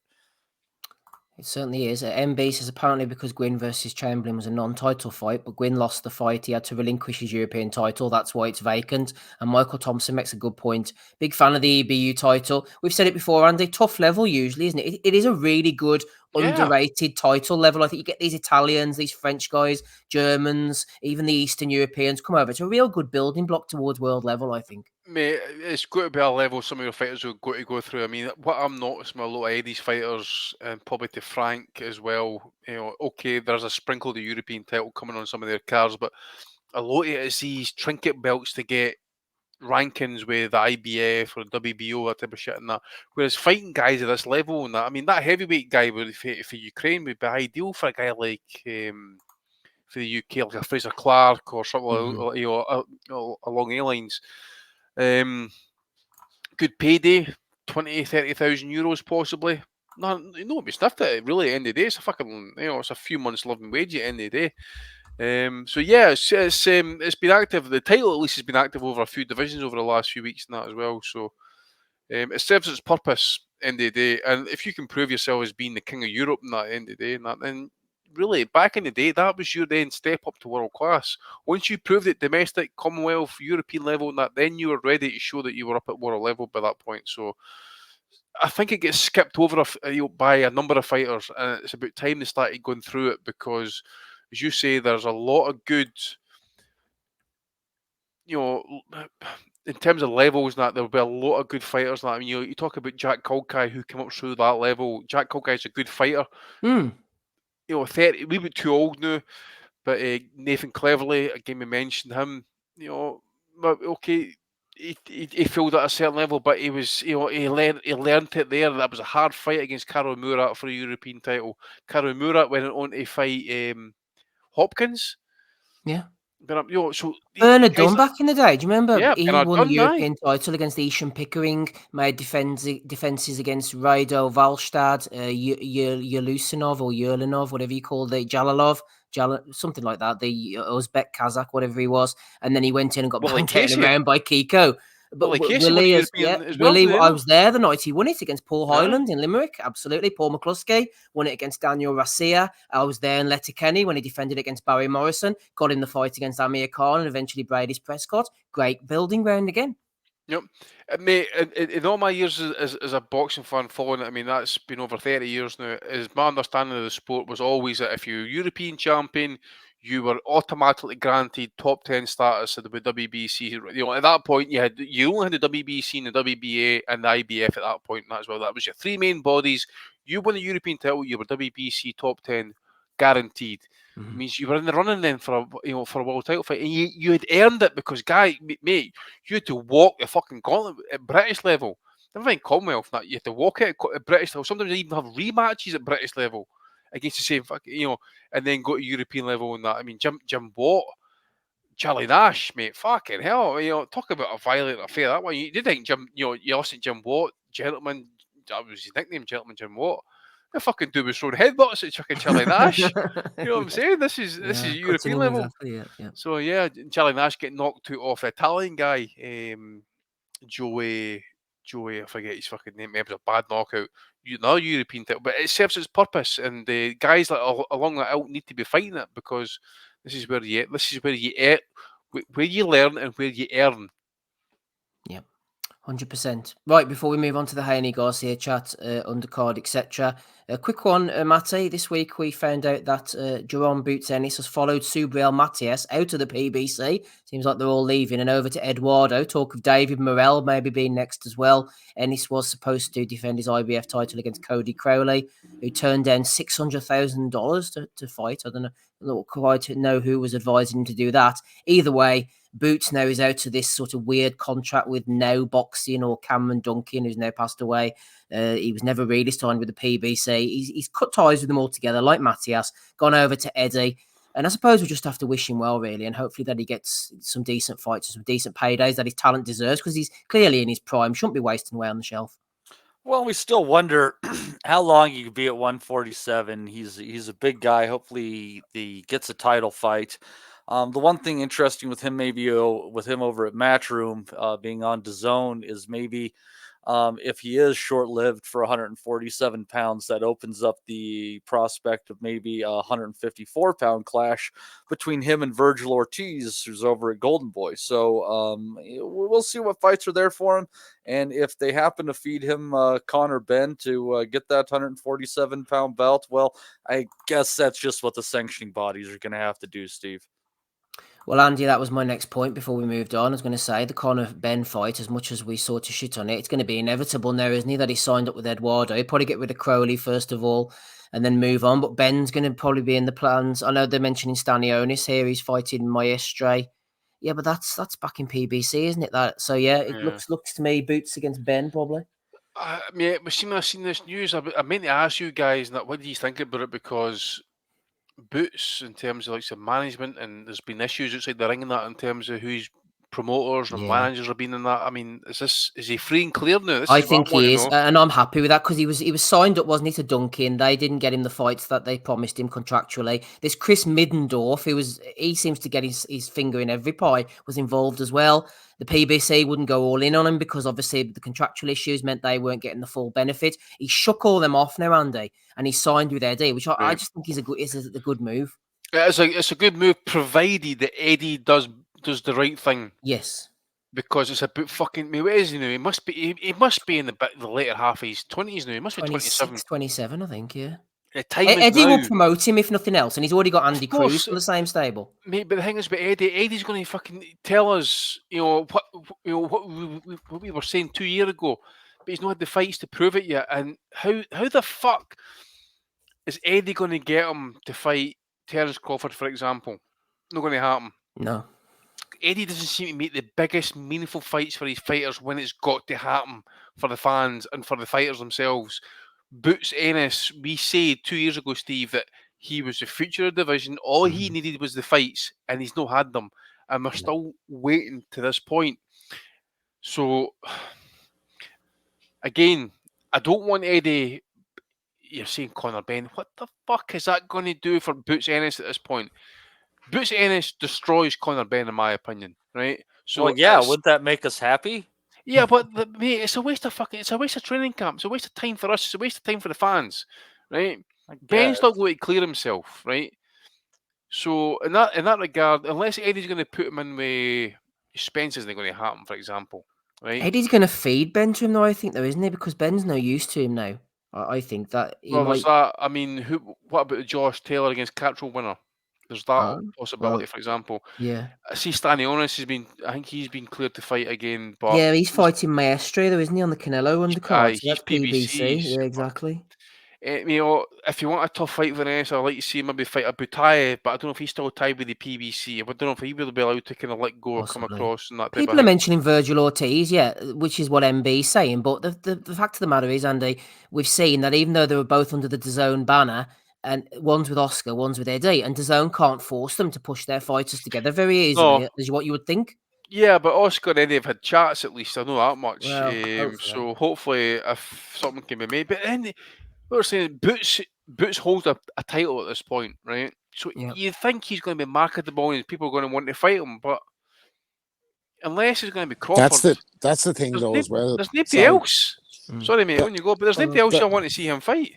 But just on evening, guys, just on the Boots Ennis thing, like you got to think PBC I mean, his economic appeal has got to been a driving factor in playing a part in this decision that DAZN coming to scoop him up. Because if he was driving numbers for PBC, he'd be in their plans. They seem to go for guys who can generate revenue, like they stick with the old fucking guard, Danny Garcia, Keith Thurman, guys who are tried and tested on the old HBO model. They know the numbers behind him. Boots is kind of unproven. He doesn't really talk too much. He's a supreme talent, but he isn't the Who Wants Him club. And it's like, how do they get their fucking bread out of Boots Ennis, especially if they have no kind of contractual obligations with Crawford? What the fuck could they do with him? So they got rid of him. Like, I think they got rid of him because they couldn't get any money out of him. And that's sad in today's climate, but it is what it is. It's always been the way. Then the that way point of the sport. is, if PBC can't get him the fights with their roster, what the fuck's Eddie going to do with him? But Eddie can't get him fight. Eddie Got to can't be get Cody both Crowley fights. first of all, hasn't it? That's got to be. Eddie's going to give him some no-mark that we've never seen. Launch him on DAZN. He'll splatter him. He'll make him look really good, and he'll keep the fucking hope of keeping this fight going with Conor Benn. Meanwhile, he knows fucking full well that Conor Benn can't get back in the ring, so he's going to be dangling that big payday, huge fight in the UK. Boots Ennis versus Conor Benn. Conor Benn's a global superstar in the UK. Booty boop. Global superstar in the UK. Global UK superstar.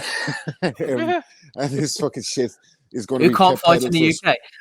But the welterweight landscape is not amazing.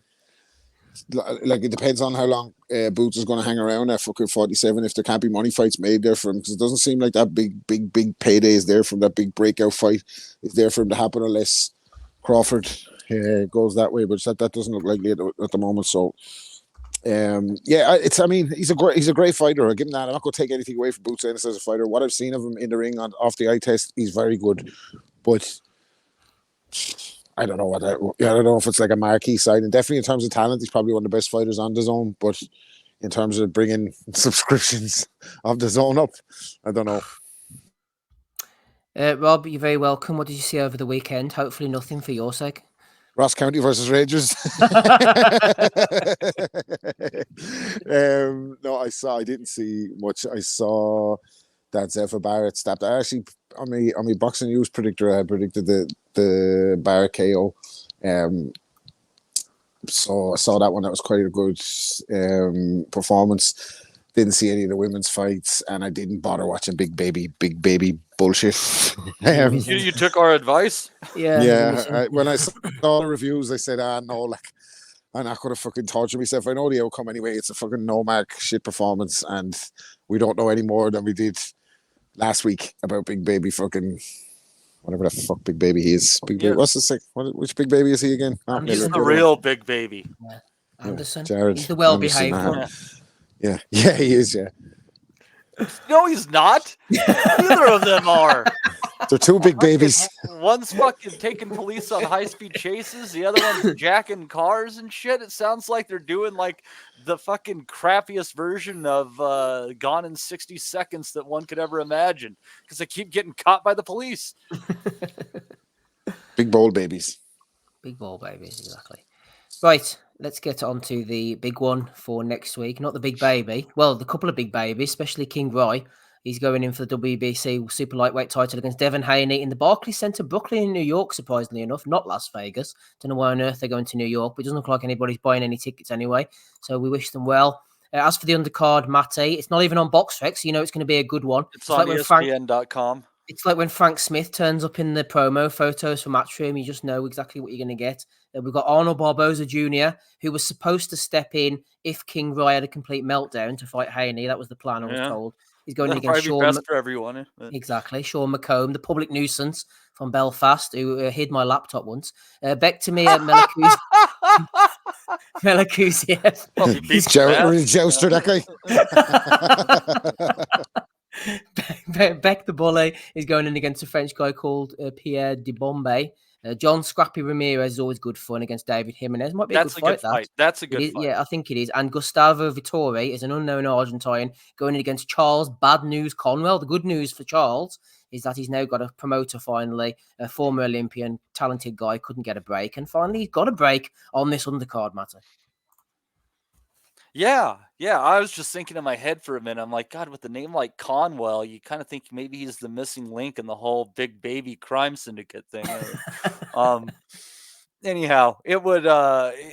it's good to see him, but you never know with these unknown Argentines. You say he's undefeated. Is he much? Has he got much of a puncher's record, Steve? I'm not sure if he is undefeated, to be honest. I could be giving you some erroneous information. I could be mixing him up with Fabian Maidana. You know, all these guys sort of roll into one. Let me just check him quickly. Vittori, I recognise the name. I'm sure I've seen him fight before. Oh no, he's not undefeated. He's got 16 losses. What? if it's the same, anything could happen in this one. It's a fucking if it's the terrible same fight. guy. Yeah, he's 29, 16, and 1. He's been stopped 11 times. So, yeah, I think we all know what's going to happen here. If it's definitely the right guy, let me check. He fought Julian Williams. Hopefully he's on a Matty, you thinking the draw for the parlay or no? He fought Julian Williams earlier this year and got stopped in the second round. What was that, 160? What weight's Conwell? Is he 160? 154. Must be the same guy then, hadn't it? Gustavo David Vittori. Yeah. Oh, well, we don't hold much hope out for him, I don't think, Matty. What a fucking stupid fight. Anyhow, what was the next one up? Sorry. We've got John Scrappy Ramirez against David Jimenez. Ramirez is somebody's brother, isn't he? Is he Jose Ramirez's brother? Or did I make that up? I don't know. Maybe Should not. really do some research, shouldn't I? But I just can't be bothered. But he's a good fighter. He's got a lot of people who are well behind him. He's got a good punch. He's definitely got charisma. He's got a hell of a fight background. But he does throw a little bit chin up in the air. And it could get him into trouble. Jimenez has been in some really good fights. He won that close fight with what's his freaking bucket in order to get the shot at Artem Delakayan, and then he had a really close fight with Delakayan. That's right, yes. As well. You know, he's a very capable fighter. This is a real test for Ramirez. I think this is for an interim something or fucking other belt. So we'll see how this one goes for him. But I think this is a very important fight in the development of this young fighter, and he's one he definitely needs to get through to be able to get to the top level. And finally, we've got Beck the Bully, who, to be fair, is always in exciting fights, really. Well, he usually is, I suppose. He's a good body puncher. He can definitely bang. Nice hairdo. He's going in against Pierre Hubert de Bombay, who is 22-0-1, 12 knockouts, 32 years of age, from France. The Bomb, exactly. Fought Sladan Janjanin. I've seen him fight somebody else before, actually. Who have I seen him in against? Must have been a nice for the commentators. I'm sure it was. I don't know. I can't remember who he fought. But anyway, this guy hasn't fought anybody. Johan Bloyer, he's a journeyman from France. Last fight against Derek Findlay, who has just the 29 losses on his record. And Derek he's been Findlay's inactive for nearly fighting for 20 years now. Yeah, he's De Bombay's latest victim in the 4th round of a 6 over in Atlantic City almost a year ago. Where the hell have they dug this guy from, man? I don't know, man. It's I guess it's going to be a bad night for the French. It happens. They're used to it. And we'll see what happens with Beck the Bully. I mean, you never know. Didn't Rosado spark him cold out? He did, but then he beat him. Yeah, he so beat him in the rematch, didn't he? Was it his last fight? I think it was his last fight, wasn't he? I think he had one more after that. Did he? He Right, won by stoppage for some reason. But I expected you'd think that Beck's going to end up getting this one by knockout, but we'll see. I mean, he does have that one thing to watch out for, and that's his chin might be just a little questionable. Yeah, Atlantis Fox was his last fight. That's right. He stopped him. Yeah, he looked pretty decent, actually. Oh, there you are. The Sladan Janjanin mystery has been solved, Matty. It was Beck the Bully who beat him 4 fights ago. So they have a common opponent. Did they both stop him? Beck stopped him in the 3rd round. And De Bombay... Let me see. Can't find him on De Bombay's record. Oh, he stopped him in the 5th round. Oh, this is nip and tuck stuff, isn't it, this? Yeah, let's see that happen. Let De Bombay surprise us. I could use a surprise on that undercard because I kind of think, obviously other than Ramirez, that the undercard's a little bit lacking. So a little bit of a surprise in there to throw us off would be nice. Would be. Anything from the undercard that you're interested in, Matty? I suppose Barboza McComb might be decent. Barboza's not the biggest puncher, so McComb could mess him about for a few rounds, maybe. Macomb fought anyone decent? Yeah, Macomb beat Sam Maxwell in his last fight. He got stopped by Gavin Gwynn to the body, which is that's not a good look, is it really, if you're going up to sort of world level, which we think Barboza is world level probably, Andy? Yeah, he's been kind of like mixing up there, mate, to be fair. To be honest, if he doesn't pull this one off, mate, I think he's probably done there now, to be honest, isn't he? Who's he fighting again? Barboza against Sean Macomb. Sean Macomb. He's from Belfast, isn't he? Yeah, he's from Belfast, yeah. No big knockout puncher, though, to be honest, is he? So No, he's a bit more of a mover. yeah. He'll fiddle Barboza around. Yeah, I was just going to say that, mate. Actually, I was just going to say Barboza points, but he's going to have to work for it and probably chase it as well, to be fair. Makuzliev. Who's he fighting? Fox, you said? No Fox. No, he's fighting Pierre de Bombay, the French bomb. I don't know, mate. I don't know about that one. And Ramirez against Jimenez. Could be anything. That might be a decent fight. It will be a decent scrap, to be fair. Jimenez is a good fighter. Matty mentioned Dalakainen. It was close fight. Was it Wembley, that, wasn't it? Yeah, it was. It was one of Frank's cards, I'm sure, actually. It was, yeah, absolutely. Jimenez, he's one of the B-size fighter, mate. He's a good fighter, just hasn't got the pop, but he's good amateur background in that as well. But he'll probably, considering Ramirez is an Oscar fighter, but is he 13 with 13 knockouts? 13-0, 13 knockouts? He's 13-0 with 9 knockouts. 9 knockouts. Yeah. He's fun, Ramirez. Yeah, I know he is. And imagine, and Jimenez as you know, he will be top billing. He'll be, well, saying that, I'm expecting to be top billing at least. I'm expecting to be competitive, but I would imagine if it's a close fight, I would think Ramirez is going to get a nod. Yeah. Right, on to the main event anyway. Let's not mess about for much longer. As I said, it's in Brooklyn. We'll go to you first of all, Rob. Here's an amateur psychology for you. Where's Garcia's head at, man? Give me a minute, man. Get me Cliff Notes out. This is going to be a fucking monologue we're getting here. Well, he's had a borderline breakdown. He's admitted to drinking and smoking weed. He's talking about Illuminati interventions and kidnappings. He's broke up with a wife and child. Where is he at mentally, Rob? Is he a man on the edge or a remarkable troll willing to push every conceivable boundary? I think he's just a little shit. That's fucking, after earning 25 million the easy way compared to, no, I'm not saying the easy way as a professional fighter, but the easy way compared to the rest of the guys in his division. He's marketed himself well. He's been mommaged, as the fucking phrase goes these days, by his momager. And he's a little shit. He's a drama queen. Like, you've seen it over the time. Remember, he's bathing in tears one time. Remember, the girl leaked the messages that he sent her. Tried to fucking make her feel bad because she had hooked up with someone else, and he was like, I guess I'm going to bathe in tears this whole flight. His whole fucking monologue sounds like a fucking Drake ballad.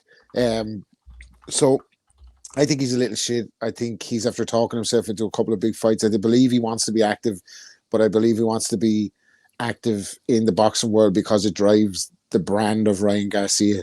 Yes. So I think that's why he fights. He doesn't give a fuck if he wins or loses. He'll talk shit. He'll sell pay-per-views, and the brand of Ryan Garcia will go on him. I think I'm after figuring it out now after a couple of weeks what the fucking play was actually here. I think he's copying Kanye West with the trolls, the Bohemian Grove stuff. I don't believe a fucking word of it. I seen him like do the fucking interview with Alex Jones and that. Like, nothing is clear. All this is just spoofing and regurgitated kind of QAnon fucking angles, or Bill Cooper angles if you want to go further back. But it's, I love a bit of Bill Cooper. Yeah, you know what I mean. So it's whether Ryan Garcia is trying to warn us about a totalitarian one-world government or not, I don't know. Like totalitarian tiptoe. Yeah, totalitarian TikTok, more like it. So fucking. So I in terms of a breakdown on the fight, listen, Devin Haney, we had many detractors. And we were them. They were us. We were Devin Haney detractors. Yeah. Not necessarily because of his ability, but more because of all the talk around him. And he hadn't actually fucking fought anyone. He wasn't with any of the big name promoters. We thought he was a bit boring. He overcame. Yeah, he got the email championship. Of course, that leaves the hardcore sour. But I think over the course of the last couple of fights, even if you think Lomachenko beat him or not, I think he's proved himself that he's a better fighter than Ryan Garcia at this stage. Garcia has done fuck all in the last few years apart from lose to Tank and swallow it, by the way, which he definitely did. He swallowed it. He abandoned the game plan. In the only fight out since then, he looked terrible, because I like to watch the kind of, and when there's a big fight on, I'll go and watch back like they're both of their last fight. And Ryan Garcia looked terrible in that last fight. Got tagged high up. And I think even though Haney showed a lot of power against Prograis that we hadn't seen before, I think Haney beats him off the stick, breaks him down, and he might quit again. He might quit again, but I don't think Garcia is going to, even if he gets his attention, I think Haney's kind of showed his chin a little bit. Linares caught him, he had him wobbling or whatever, but he couldn't capitalize on it. Lomachenko caught him a number of times as well. I can't see him getting ironed out at 140, and we don't know if Garcia's power is actually carried up, because the last performance doesn't tell us anything. He was fighting a punch bag. So in terms of the event, anything could happen. So expect anything in the weigh-in, the build-up, the aftermath. Could be a fucking Oliver McCall moment in here somewhere. A fucking, you know what I mean? A preacher coming into the ring. You don't know what the fuck is going to happen. Right. But I think it'll be onwards and upwards for Haney then afterwards, and he's really going to get Tank into his mouth and start calling out Tank for a massive fight, or one of the other guys, Shakur. But yeah, I understand the reasons Haney's taking this. It's all beneficial for Haney. Bill has been out on tour. It's building his star. And Garcia is benevolent in that way. He's the money generator of the sport. And it's a pity, to say this, it's a pity that Ryan Garcia doesn't take boxing more serious, because a couple of optical wins, he's only a couple of optical wins away from being fucking one of the biggest money generators ever. And that's only good for, when it's legit fighters, as opposed to YouTubers and fucking bullshitters, and the heavyweights only fight once every 4 years and all that. Like, it'd be good to have somebody like him leading the charge if he actually backed it up, but he won't. And the outcome is inevitable for me. I think Haney stoppage. Any stoppage for Rob. Leave your comments in the chat. The boys will be picking as well. Andrew Thickett says Garcia being walked to the ring by Alex Jones. I'd love to see Alex Jones coming in as the fan man, to be honest. That would be good. Haney will tune him up, no problem, says Michael Thompson. Silver foil hat on as well. Well, somebody in the chat said the statue of Moloch is curious. Yeah, no, I believe in Bohemian Grove. I just don't believe Ryan Garcia was out there having a good time to get me. That's fucking... Yeah, just to clarify. Yeah, just to clarify. So, Bohemian Grove assuredly exists. Like, the people in the town and shit say and they are out there saying mad shit, shit, tell you dressed about up like fucking, you know what I mean, wild men, doing wild shit. That's another pod. That's fucking all sorts of people do all sorts of fucking weird shit. But isn't it strange, guys, that if you were to put Bill Haney and Ryan Garcia next to each other and say, which one of these people at a party do you think is more likely to pull you aside to tell you all sorts of crazy shit about the government? And it was Ryan Garcia. I think it just goes to show you can't trust appearances. You should never stereotype anyone. Ryan Garcia, Bill Haney, and Bill Cooper in a room together. Only one person's coming out. Thomas Newman says Garcia's Oscar De La Hoya on Fast Forward. Don't give me a reason to call the FBI, Rob. Oh dear. Michael Thompson says Haney rounds 7-12. MB says I don't think he could beat Devin Haney even at his best. Haney better all round except the power. Beatbot Boot says Garcia by early stoppage, 3 to 4 rounds. Okay. Johnny says Garcia quitting again. Mate, Garcia has got that explosive hand speed. We do know that. Getting past the Haney jab, as Rob said, is going to be an issue if he manages that. Trying to get the left hook off quickly is going to be his best option. But can he do it before Haney grabs hold of him with those octopus-like arms? I don't think Garcia has that great of a shot here unless he can find a home for that left hook. But, the thing about Haney when he throws that jab is he's pretty damn good about keeping his right hand in a good position. So I wouldn't count on Garcia being able to find a home for that hook, especially since they know that that's what he's coming in there looking for. I kind of agree with Rob. I think considering Garcia's mental state, how Haney has looked better at 140 pounds, he dropped Regis Prograis even though he didn't stop him. I'm leaning towards him possibly getting a stoppage, and it might not be a big punch Ryan Garcia on the floor. It just might be Ryan Garcia in the corner. I hate saying about them because I'd like to. He's got some ability. He's fast at times. He can be accurate. He's got power. He obviously has a following. He could be something good for boxing, but he's kind of got to get it together. And I mean, regardless of anything else, it kind of sounds like he has unresolved trauma that he kind of needs to deal with, and he has to learn how to become a father at this point in time. So I wish the best for him, but I think all this stuff is kind of stacking up where it doesn't look good for Garcia at all. I'm kind of curious. I haven't looked. I'm not sure if fucking being a father is high on his list of priorities. He divorced the baby mother the day after the baby was born. I know, it's just insane. Yeah, I mean, but if you want to be a man, you still got to be a dad. You still got to be a father to that kid, right? If you want to be a man.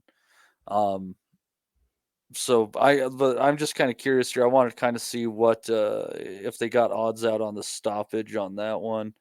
I think as well, Matty, just off the top of my head now, I'm thinking he needs to go and put a performance in the ring no matter what he does. He can do the crazy shit beforehand, do the crazy shit afterwards. But I think if he messes people about, like someone have said, oh, he's going to do all these antics or, I don't know, like an Oliver McCall moment, or he's going to climb out the ropes. I think if he does that, he'll fuck up his brand for the future, for potential future paydays. I think if he goes there, puts his balls on the line, doesn't quit, gives it a good go, and then goes back to the stupid shit afterwards, I think he'll be all the better for it. If he fucks people over and they pay to watch the main event and he starts crying and jumps out the ring after 2 rounds, I think that'll be the worst possible look for him, even worse than anything that goes before or afterwards, if you know what I mean. Yeah, well, we'll see if that happens. I'd like to think it's not going to be that explicitly bitch shit, but we'll find out. Haney is interesting enough. So Rob, Haney's paying about 5-2 for the knockout, which seems slim based on the fact he hasn't had a stoppage since Abdullayev. I mean, obviously, it's basically 1-2 for the. I'd take a bit of that. I'd take a piece of the stoppage because the stoppage can come anyway. It can come by quitting the corner, like you said. It could come by fucking, I fucking dislocated my knee or whatever the fuck. He could just swallow it. So yeah, I think that's decent money. More likely, fucking Devin Haney wins every round or a 10-2 or something like that. But I just cannot see. Obviously, Garcia has a puncher's chance, and like you said, he's shown something along the way that he has some kind of power. But fucking Luke Campbell was before COVID, man. You know what I mean? It's fucking it's a long time ago, like. And he's had the big layoff as well, Rob. After that, do you remember the Campbell? Was it after the Campbell fight? He had that big sort of mental health hiatus, didn't he? Yeah, but he was juiced to fuck, man. He was like Arnold Schwarzenegger at 135, like 100%. But yeah, I can't see any other winner other than Haney. But I hope it delivers as a good fight. Like if Garcia actually goes out and makes a fucking fight out of it, and it wobbles Haney or something, or makes him have to fucking give him a different look or something to think about, be like hugely interesting. And like I said a million times, the best thing for the sport will be that Ryan Garcia goes out and knocks Devin Haney out in spectacular fashion. But I can't fucking see it. Like, no chance. Considering that, Rob, I almost, and all sorts of bullshit that can happen, I kind of like the fight to not go the distance at 7-4. Is that not going the distance either way? Or a no contest or a cut causes it to go to the cards. You cover a fair amount of bases there. I mean, you're losing a smidge of value, but not so much where I think I'd like to put it all in all my eggs in one basket. Thomas Newman says should take bets on how fast Oscar leaves the arena. I was thinking that earlier, actually. The whisper in the air that someone was out to kill him. But you don't know if he's leaving the arena like to go for sure, or if he's just going to the restroom to take a bit off the back of a toilet. Possibly. Garcia can land something big. I don't rate Haney's chin too much, says MB. I'm not sure. You just see Bernard Hopkins if he goes into the toilet. Right, exactly. Bernard will be there in the bathroom, ready for him. What else have Oscar, we got? Bill, and Bernard in the bathroom. It's definitely not a children's book. Yeah, I think now that he's moved up in weight, Oscar's always in the bathroom with a Bill. In fairness, Bill Haney. That's a great double entendre. I like it. I think Haney's chin's actually not too bad. I think he will quit, says Thomas Newman. I don't know who he's talking about. Maybe he's talking about us. Garcia has more chance against Haney than he did against Tank. Well, yeah, I suppose, because Haney's not as explosive. What are you thinking, Andy?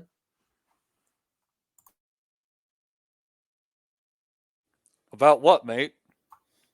I'm going to go with Haney for stoppage, mate. Sorry, I was on fucking mute there.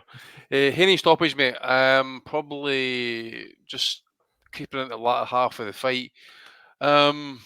Listening to all everybody was saying, the mental issue with Garcia has been flagged how many years ago? Remember, he was at the ring for a period of time. Was it after Luke Campbell or before Luke Campbell? Yeah, after Campbell, yeah. This latest episode, usually in these situations, that I remember kind of like over, slightly kind of like go overboard with it and think, look, oh, he's going to get iced and that, look at the crazy aspect and that, and then bang, he fucking turns the fucking script and he somehow, the craziness all of a sudden becomes genius, that type of thing. But I just don't see it with Garcia. He hasn't got, apart from that left hook, he's always to me been a fighter that's been IG kind of trained. He's always been on that kind of Cobra bag. He's always been social media kind of like qualified type stuff. That's how he makes his money. He's done fantastically well to get make whatever he's done in terms of a fighter, but in terms of like what he's proven, I just don't see it, mate. And I expect Haney, who in terms of him moving up in weight, he looks fantastic. In terms of output. I expect him to look good. He'd be wanting to make a statement as well in terms of like what's been said. He is quietly went about it, whereas Garcia just seems to be in a rambling, absolute pathetic mess. Just doesn't bode well. And I say, remember we were saying like the other week there. Remember like Ali was like before Listen fight, he was like his heart rate was like fucking stratosphere type levels. People think he was gonna have a heart attack, and this was like method behind the madness and that. Yeah, I think it's a bit of a smokescreen kind of similarly, but I don't think for him.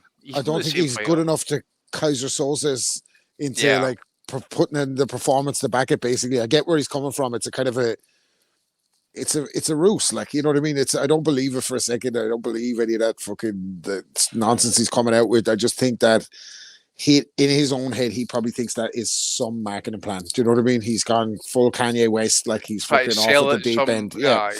And then if he was to go in and knock out Devin Haney, then like that would make the brand so much bigger, but it's not going to happen. Do you get me? Like, the thing is, another thing as well, mate. He's been through all this charade, going through social media, getting his Twitter account cancelled or suspended, his IG suspended, going on with that. What's that dickhead's name he got interviewed by again? Alex, what's his shit? Alex Jones. Alex Jones. I mean, for Christ's sake, career suicide, man.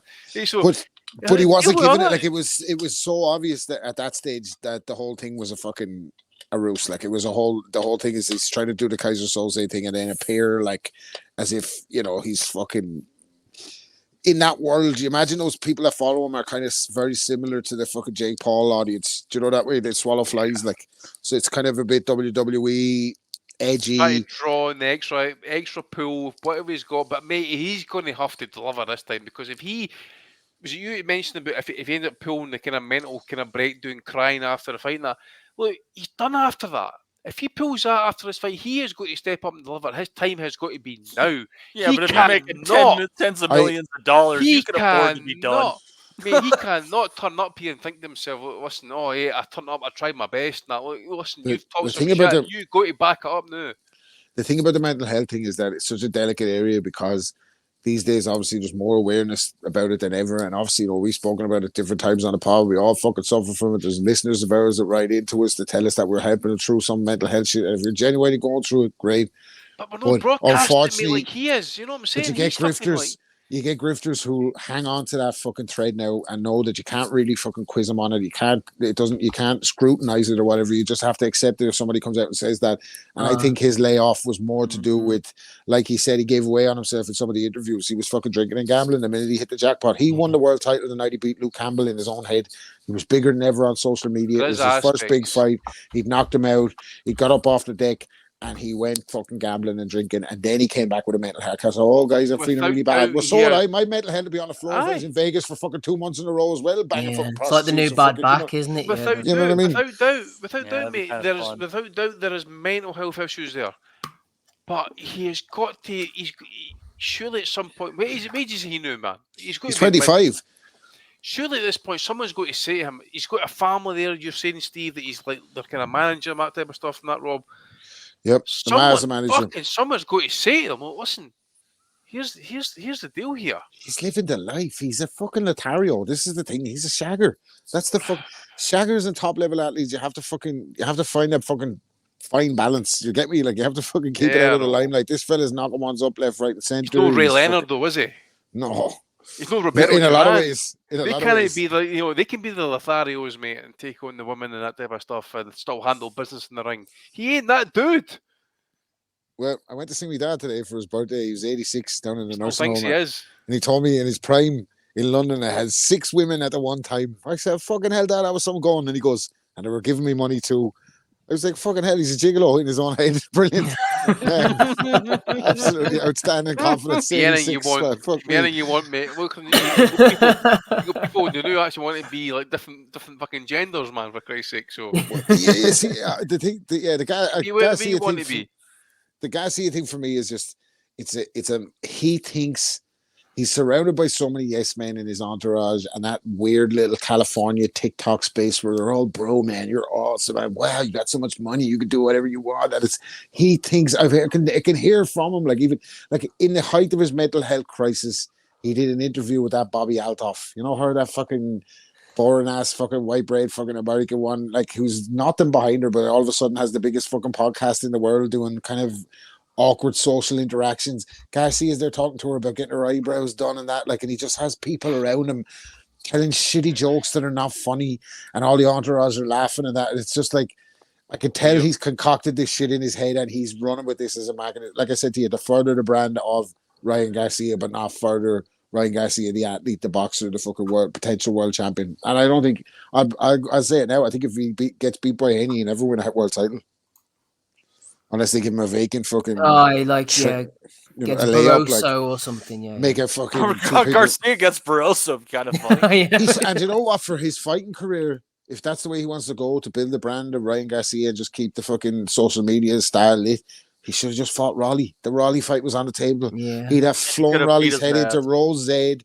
He would have looked great doing it. Ryan, the king, is back. Call out everybody. Haney, Tank, fucking Shakur here. I'm here to take names. Everybody, his star would have gone up. But for some reason, he's opted to fucking fight Devin Haney and talk about the Bohemian Grove. I don't know. It's a flawed marketing plan for me, but there's still only one outcome. It's Devin Haney, Devin the Dream Haney next Saturday night, no doubt. Could you imagine that, Rob? Garcia talking about Bohemian Grove, Raleigh trying to remember Jesus. It'd be an amazing post-fight interview. It's kind of fucking all you need is Gemma O'Doherty in the background just walking the voice in the ring. You know what I mean? I just want for there to be a freaking Ryan Garcia podcast where he talks about Alex Jones things to be like, they're turning the freaking boxers gay. Let's get to that belly of the week. I see. Yeah, exactly. So final, Rob, what did you say? Haney points? I think it's going to be Haney stoppage. I just think he'll break him down. I think Garcia will quit. I think he'll quit. Okay. What do you say, Matthew? Same. Well, I think I don't know, man. It's so odd. Andy, I'll go for Haney points, the safe bet, but I really no idea what's going to happen. But I think it's going to involve Haney winning, whatever does happen. Yeah, I think I'm saying Haney kind of latter half stoppage, mate. Again, it's just been it's weird how quick this fight came up, but the whole charade and that, you just don't know if it has been how it's went, like, you know, drink drugs or that type of smoking, whatever it is, you know, still getting his whole whatever it is, man. But the fight's here. He's got to step up and deliver now. But Haney's just he's proven it, mate. He's proven himself now. You got to give him his respect. And Garcia just hasn't earned it for me. So it's got to be Haney for me. Good shout. There you go. All the panel are going for Haney. Any other cards, Matty, before we go on to Bellew of the Week that I might be missing here? I don't know. Maybe if there is, they don't matter. Yeah, exactly. They don't matter at all to us. Right, let's get on with it then.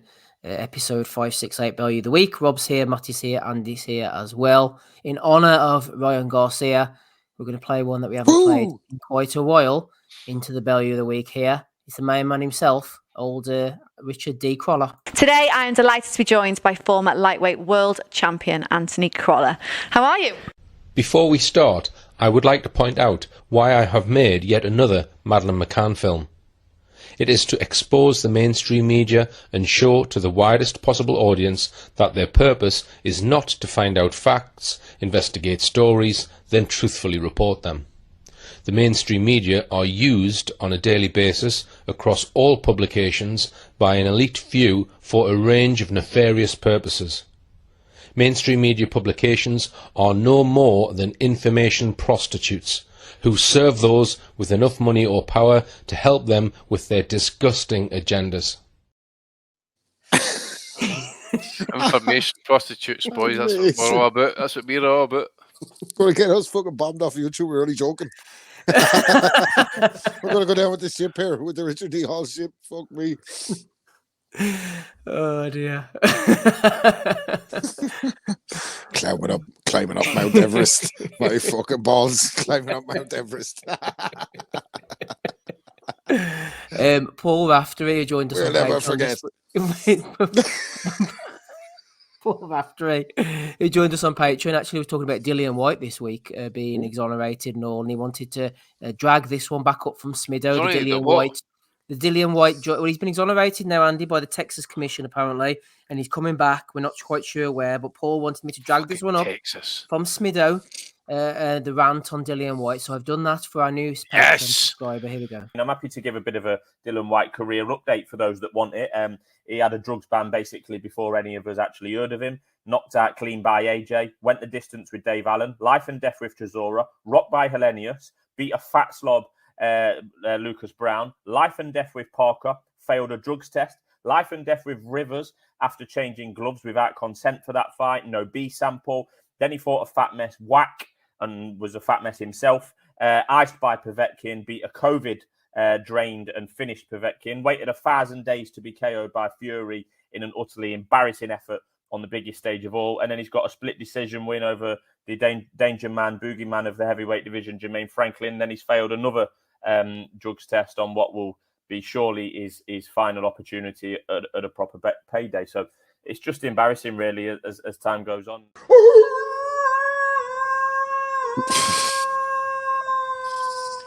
I love the wee caps at the end there. This is just a talk we're hearing here, by the way.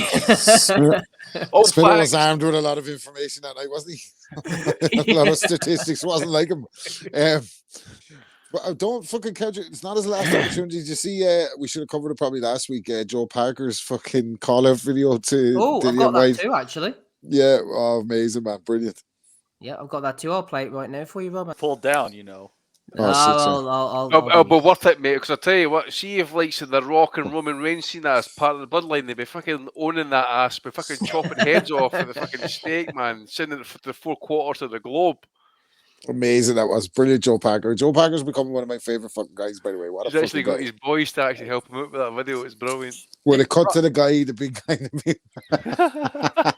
the wife, and that. Sad though, after the 2 biggest wins of his career, he's calling out frigging Dillian White.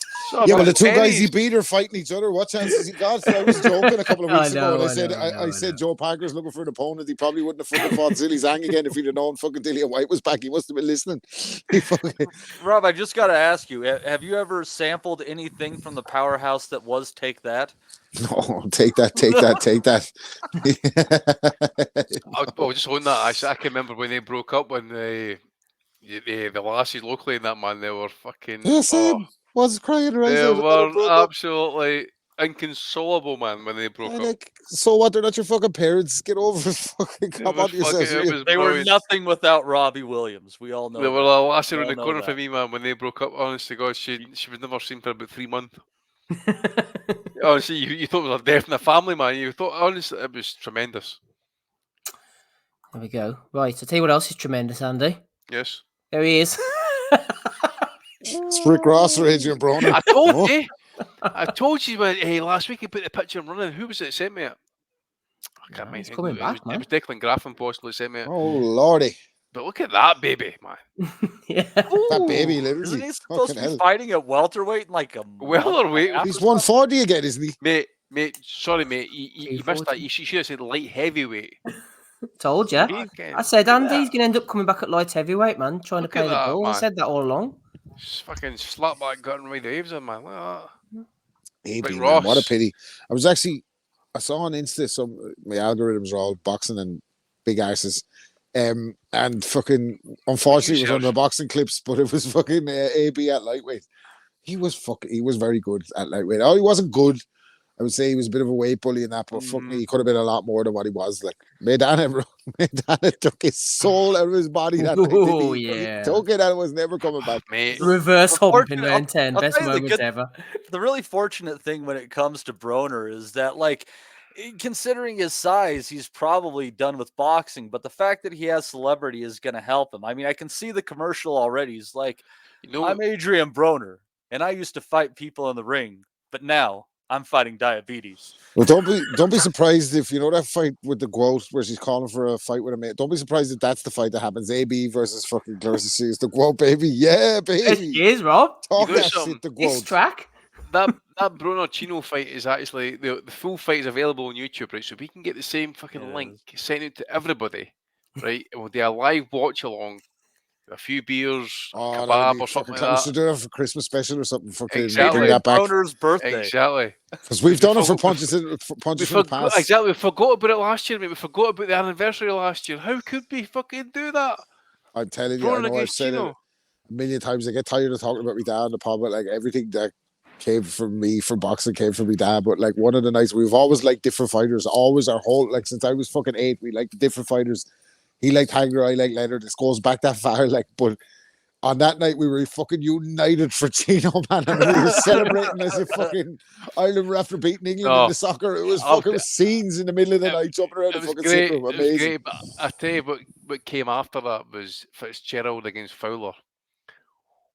Oh, amazing. Fitzy baby dropped him. Fucking was it the 10th round, last Oh, round? that or was whatever it sick. is. And another night, a great night for unification on the pod was Povetkin versus Dillian White, but the joke was on me because I had the bet loaded in me fucking Paddy Power and I didn't hit the fucking link. I went to collect the winnings after. I was fucking sick.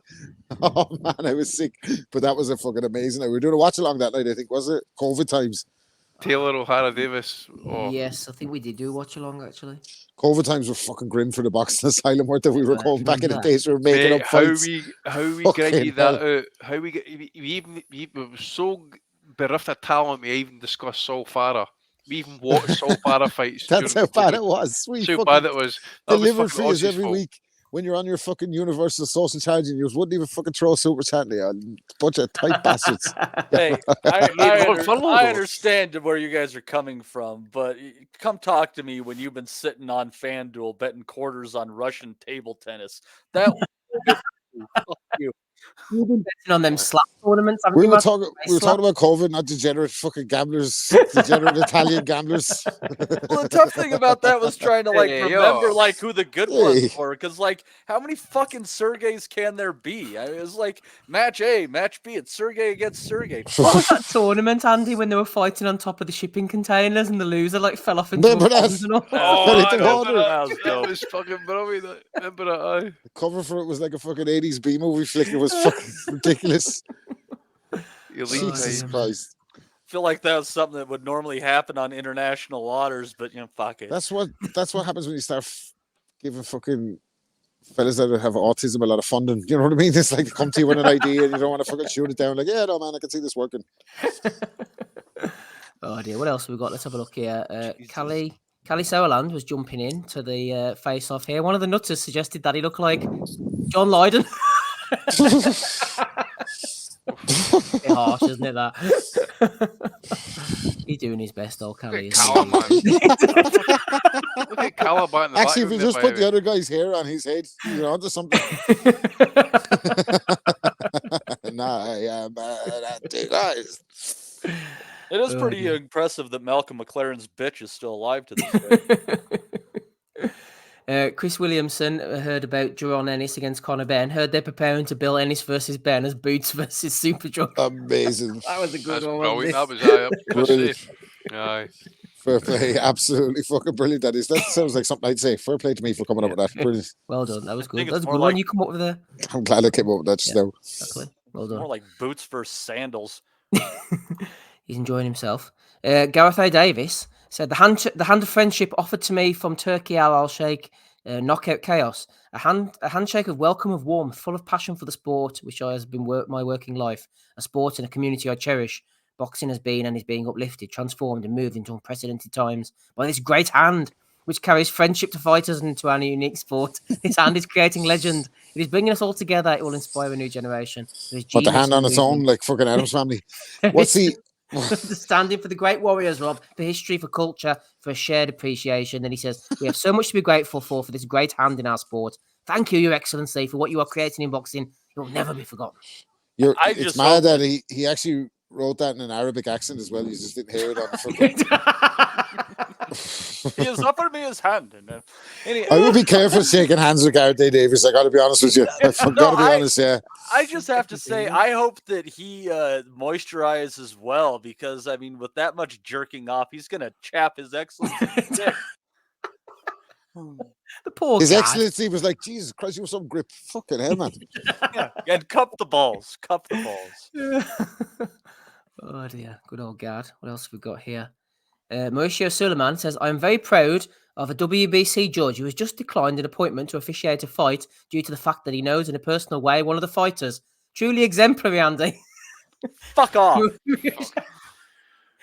Mauricio surprised by active professionalism and ethics. That person is clearly fired. I'm not sure, to be honest. I don't know. Mauricio was congratulating him for we'll doing his job. We'll never know what fight because we won't know that the fix is in on that one. Yeah, but he's probably a licensed WBC judge because he knows what fucking side his bread's buttered, so he's fucking on the take. They all know. Dum dum dum. Rick Glazer tweeted out 2 years ago today. Sanctions were put. Best regards to Daniel. Well, a great bunch of lads. We wish him well. Cications? Oh no, that's what I was thinking. I don't know. Well, Staycations. He's getting confused with those trips to the fucking UAE that he was got before the boys are on the run. He's been on a staycation to Jordan for 3 years. Oh dear. Here, Matty. This was a bad word said about him on the pod. I'll tell you that much. Anthony Woodson III turned up wearing his jammies. That's what I said. He looks like he's fucking going to buy fucking chocolate milk on the school run. Don't he? He's wearing a pair of leggings and a pair of Jordans. Why can't men wear leggings, Steve? Well, not in the middle of a boxing match. I wouldn't have thought about it. I mean, I don't know. He's not taking his job seriously. I don't think. Maybe a dog bit his calves earlier in life, and he's ashamed of them. I mean, how do you know? They literally look like honestly, did you see this clip, by the way? They literally look like they got this fella off the corner. They look like, I haven't got any boxing gear. Just wear what you're having, man. Pull these shorts up over your fucking leotard. Just pulled with the crowd, mate. Just pulled it off Skid Row, you know what I'm saying? In the fucking hallway. Yeah, put them on, mate. They said he has 6 children, and I bet they're fucking delighted. Do they still have what colors their trunks were in the corner, or did they just say shorts, pants? Your man was giving it a bit of Ben Whittaker vibes, by the way. He was after humiliating this fucking fella in a pair of leggings and a Jordans and was up on the ring apron celebrating his fucking win. Fuck's sake. Ali Boumaye. Oh dear. Tok has sent me this before the pod started. Late value of the week shout to Michael Hunter, who's in the process of losing to a random Russian who's very limited and on an IBA pro card in Tashkent. Hunter absolutely fucked after 3 rounds and is losing a clinch fest. Was hurt to the body bad in the 9th. Then he went on to say Michael Buffer is the MC and announced him as the world's most avoided heavyweight. He's gone and stunk it out, got cut badly over both eyes, got hurt to the body multiple times and lost a unanimous decision. Absolutely awful, Andy. Looked like he hadn't trained at all and was fucked after 3 rounds. Yeah, I've never seen it, mate. No, it's not on BoxRec. Yeah, it's not on BoxRec, but as I say to you guys at the start, before it went live, some of these IBA shows appear on BoxRec as professional wins, and sometimes they don't. So I don't know what the fuck's going on there. But anyway, that Hassan boy Dusmatov, who ring bells to some people, and that he's a flyweight, $350,000 he got for his fight last night, I believe, plus a fucking Mercedes G-Wagon. Whatever G-Wagon cost, what is that? 300,000? I don't know. What's a G-Wagon costing? Serious dineros. Serious, man, right? Up, so, anyway, 200 up.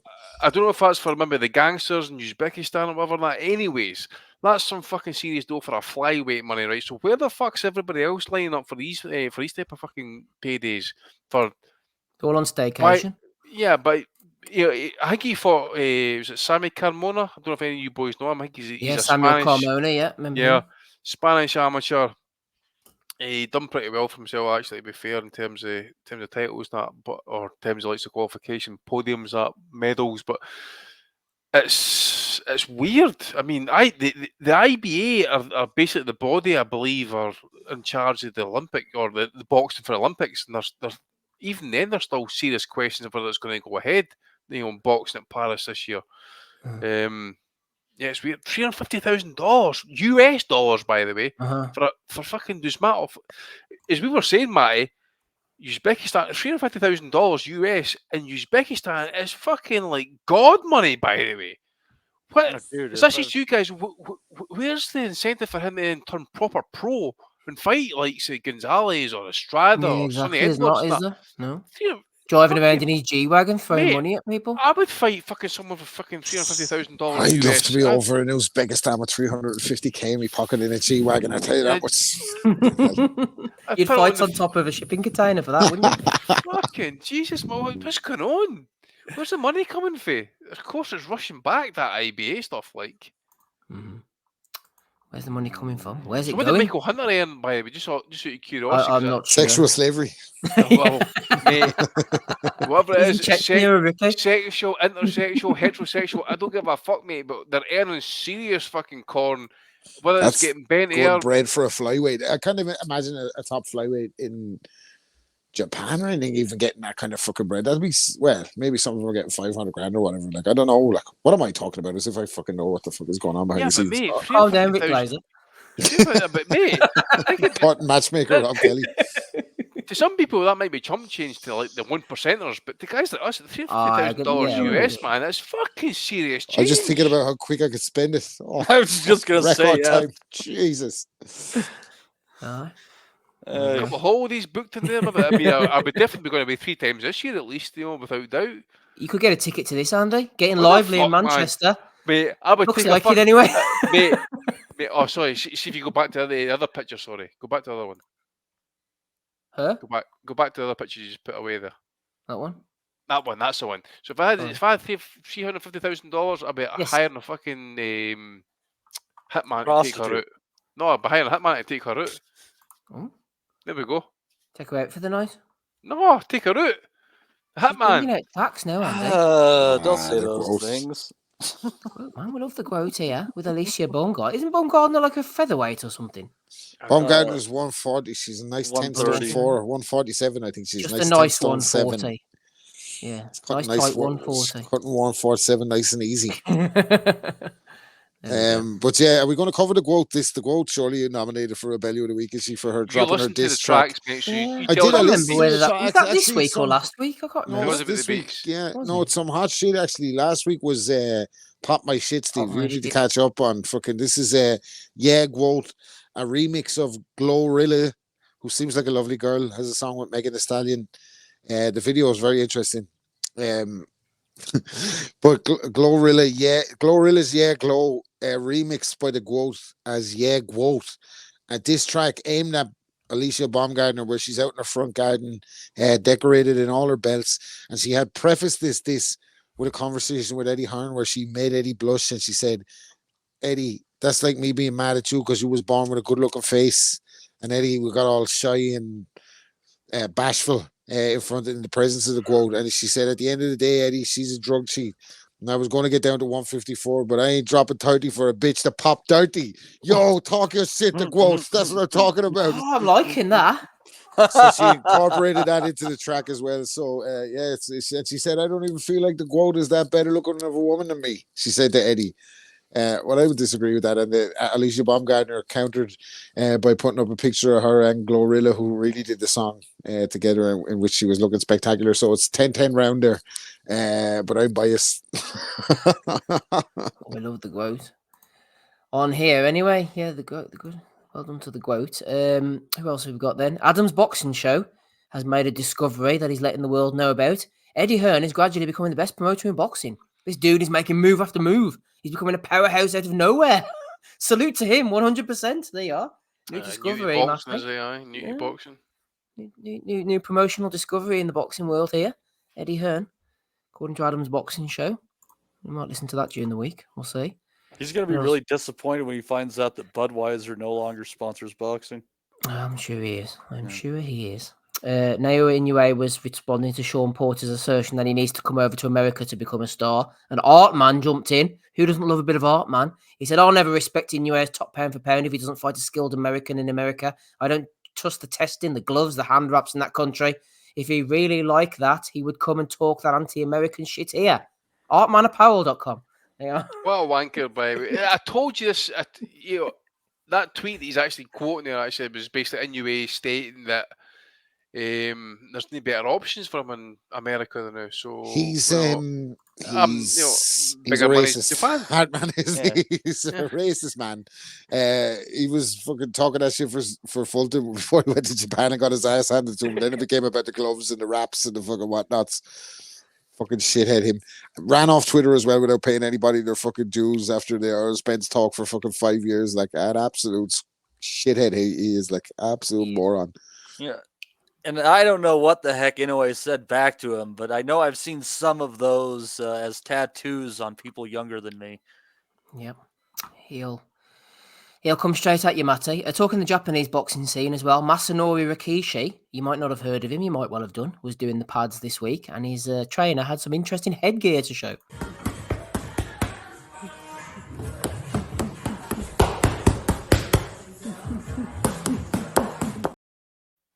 And then he lets him slap him in the face. What kind of shit are these guys into?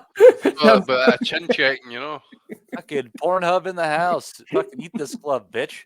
Smile. Yep. Love a bit of Rikishi. What else have we got on the agenda here? I like Rikishi, the wrestler. He was fun. Yeah, that's who I was thinking of, actually. Joe Kennedy nominating King Roy. I got some serious Raging Bull intro vibes here, says Sean Zittle. Hashtag Haney Garcia.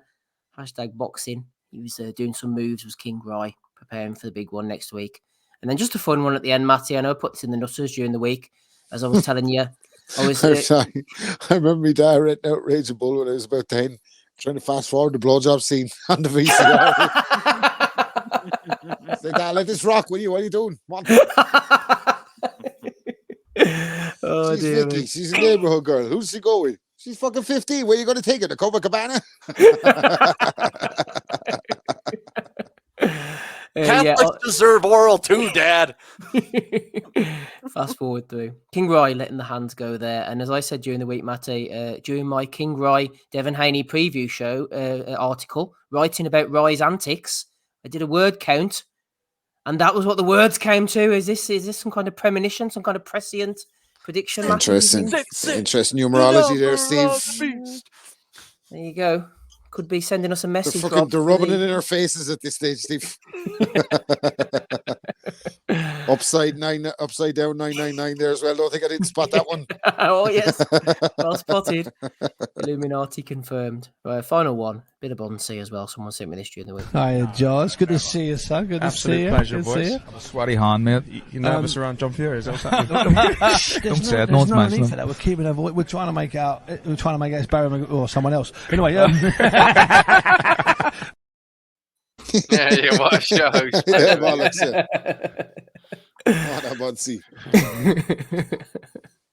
Oh dear. Those were the ones I got, Andy. Anything from you this week, please? I ain't got any, mate, to be fair. I think the Inoue one was, to be fair, that it was just to be. I've been expecting that, to be fair, because there's been a bit of shit about him. You know, no fighting as often in America. He's this big fighter, this big star, and that. I just like the fact is he kind of called it out in the end, and that it did promote a bit of fucking bounce, to be fair, as well. But yeah, it's been kind of quiet, to be fair, this week. Rob, what you got? I'm riding with Clarissa this week. Next week I'll go back. Yeah, he's back and forward, Matty. What you got? Any nominations? I got nothing for nominations this week. I was Probably Dominic. I think at the end of the day, I think you have to fucking basically give one to Merhi for his near historical lows in CompuBox numbers. It's because you're missing the point. It's because he had such a high boxing IQ. That's why that fucking. Remember last week they said he had high. That's right. Yeah. Steve, what was his name again?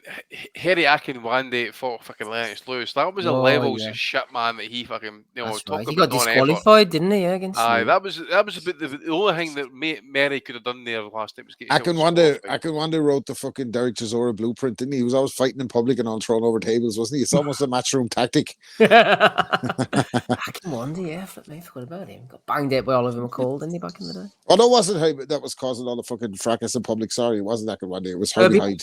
Herbie Hyde, sorry. There you go. Okay, so let's go through them quickly and then get out of here. We did have a question from Damo, but I forgot to get to that. We'll get to that next week. We got AB rolling up, looking well. the growth. rolling all over the place. Rolling down the street. Callie from the Sex Pistols. We've got Boots versus Superdrug. We've got The Hand being extended. We've got Mauricio Suleiman praising people for doing their jobs. We've got Rick Glazer praising people for doing their jobs. Staycations, baby. Yep, staycations. We've got Anthony Woodson III turning up on the school run. We've got Michael Hunter getting banged out. We have Matt Shroom getting lively. We've got this new promotional discovery from Adam's Boxing Show. Inoue going back and forward with Artman. We've got Ryan Raging Bullshit and 666 confirmed. And then the videos this week, we had the Joseph Parker call out, which will probably regret playing that, but we'll sort it out later. We've got Dillian White as well, Pornhub Masanori Rikishi, and Bunsey Shithausen as well. So quite an eclectic mix this week, Andy. Who are you going for? I was going to go for the goat, mate, until I seen the Bunsey Shithausen, so I'm going to go for Bunsey, mate. Bunsey, okay, that's one for Bunsey. Matty, who are you I going for? I really want to know what Frampton thought, actually. So someone find out. He knows you know who you are, guys, so let me know. Matty? Yeah, I don't think Bunce has had it in a while. Let's give it to the old man. Oh, 2 for Bunsey. Rob, what about you? What are you going for? Yeah, we'll go for the hat trick for Bunsey. Why not? The hat trick. We were quite entertained, Steve. Absolutely. Quite entertained. Jay can't, you know what I'm saying? Oh, let's play that. Let's see if we can find it for Bunsey. Just to celebrate Bunsey's win, here we are. Jay can't. You know what I'm saying? Congratulations, Steve Bunce. You're the value of the week winner for episode 568. And that's where we shall leave it. Shout out to who left us a super chat? Ryan Deal. Yeah, it was Ryan Deal. He jumps in, leaves his money, and jumps out. Can't complain about that, Rob. Comes back. He's the only one that comes back and comments on the fucking thing the next day as well. Come on, Ryan. We're doing this for you, basically, dude. You're funding the fucking whole operation. Hey, I just want to say for all those people who doubt free markets and such, New Zealand is the freest nation on earth. So, and Ryan keeps kicking us money. They've got to be connected. They're fucking cash flush in New Zealand. Cash flush in New Zealand, says Matty. We're happy to go along with that. And that is where we shall leave it. Thanks to everybody for coming on. We'll talk Haney Garcia next weekend. Hopefully the fight took place. Thanks to Rob. Thanks to Matty. Thanks to Andy. I've been Steve. Matty will be Rest in peace, OJ. Next week. Rest in peace, OJ. Here, Matty. I've got an out. The sun did it. Aye. Chukwu wants to come on, but there's no chance in hell we're going. I was going to play this last week. But instead of the outro, Matty, I'll play this because I messed up the Fotch Taylor for you. So just for you, Matty, at the end of episode 568, as everybody leaves their likes and subscribes, we'll catch you all again, same time, same place next week. Bye.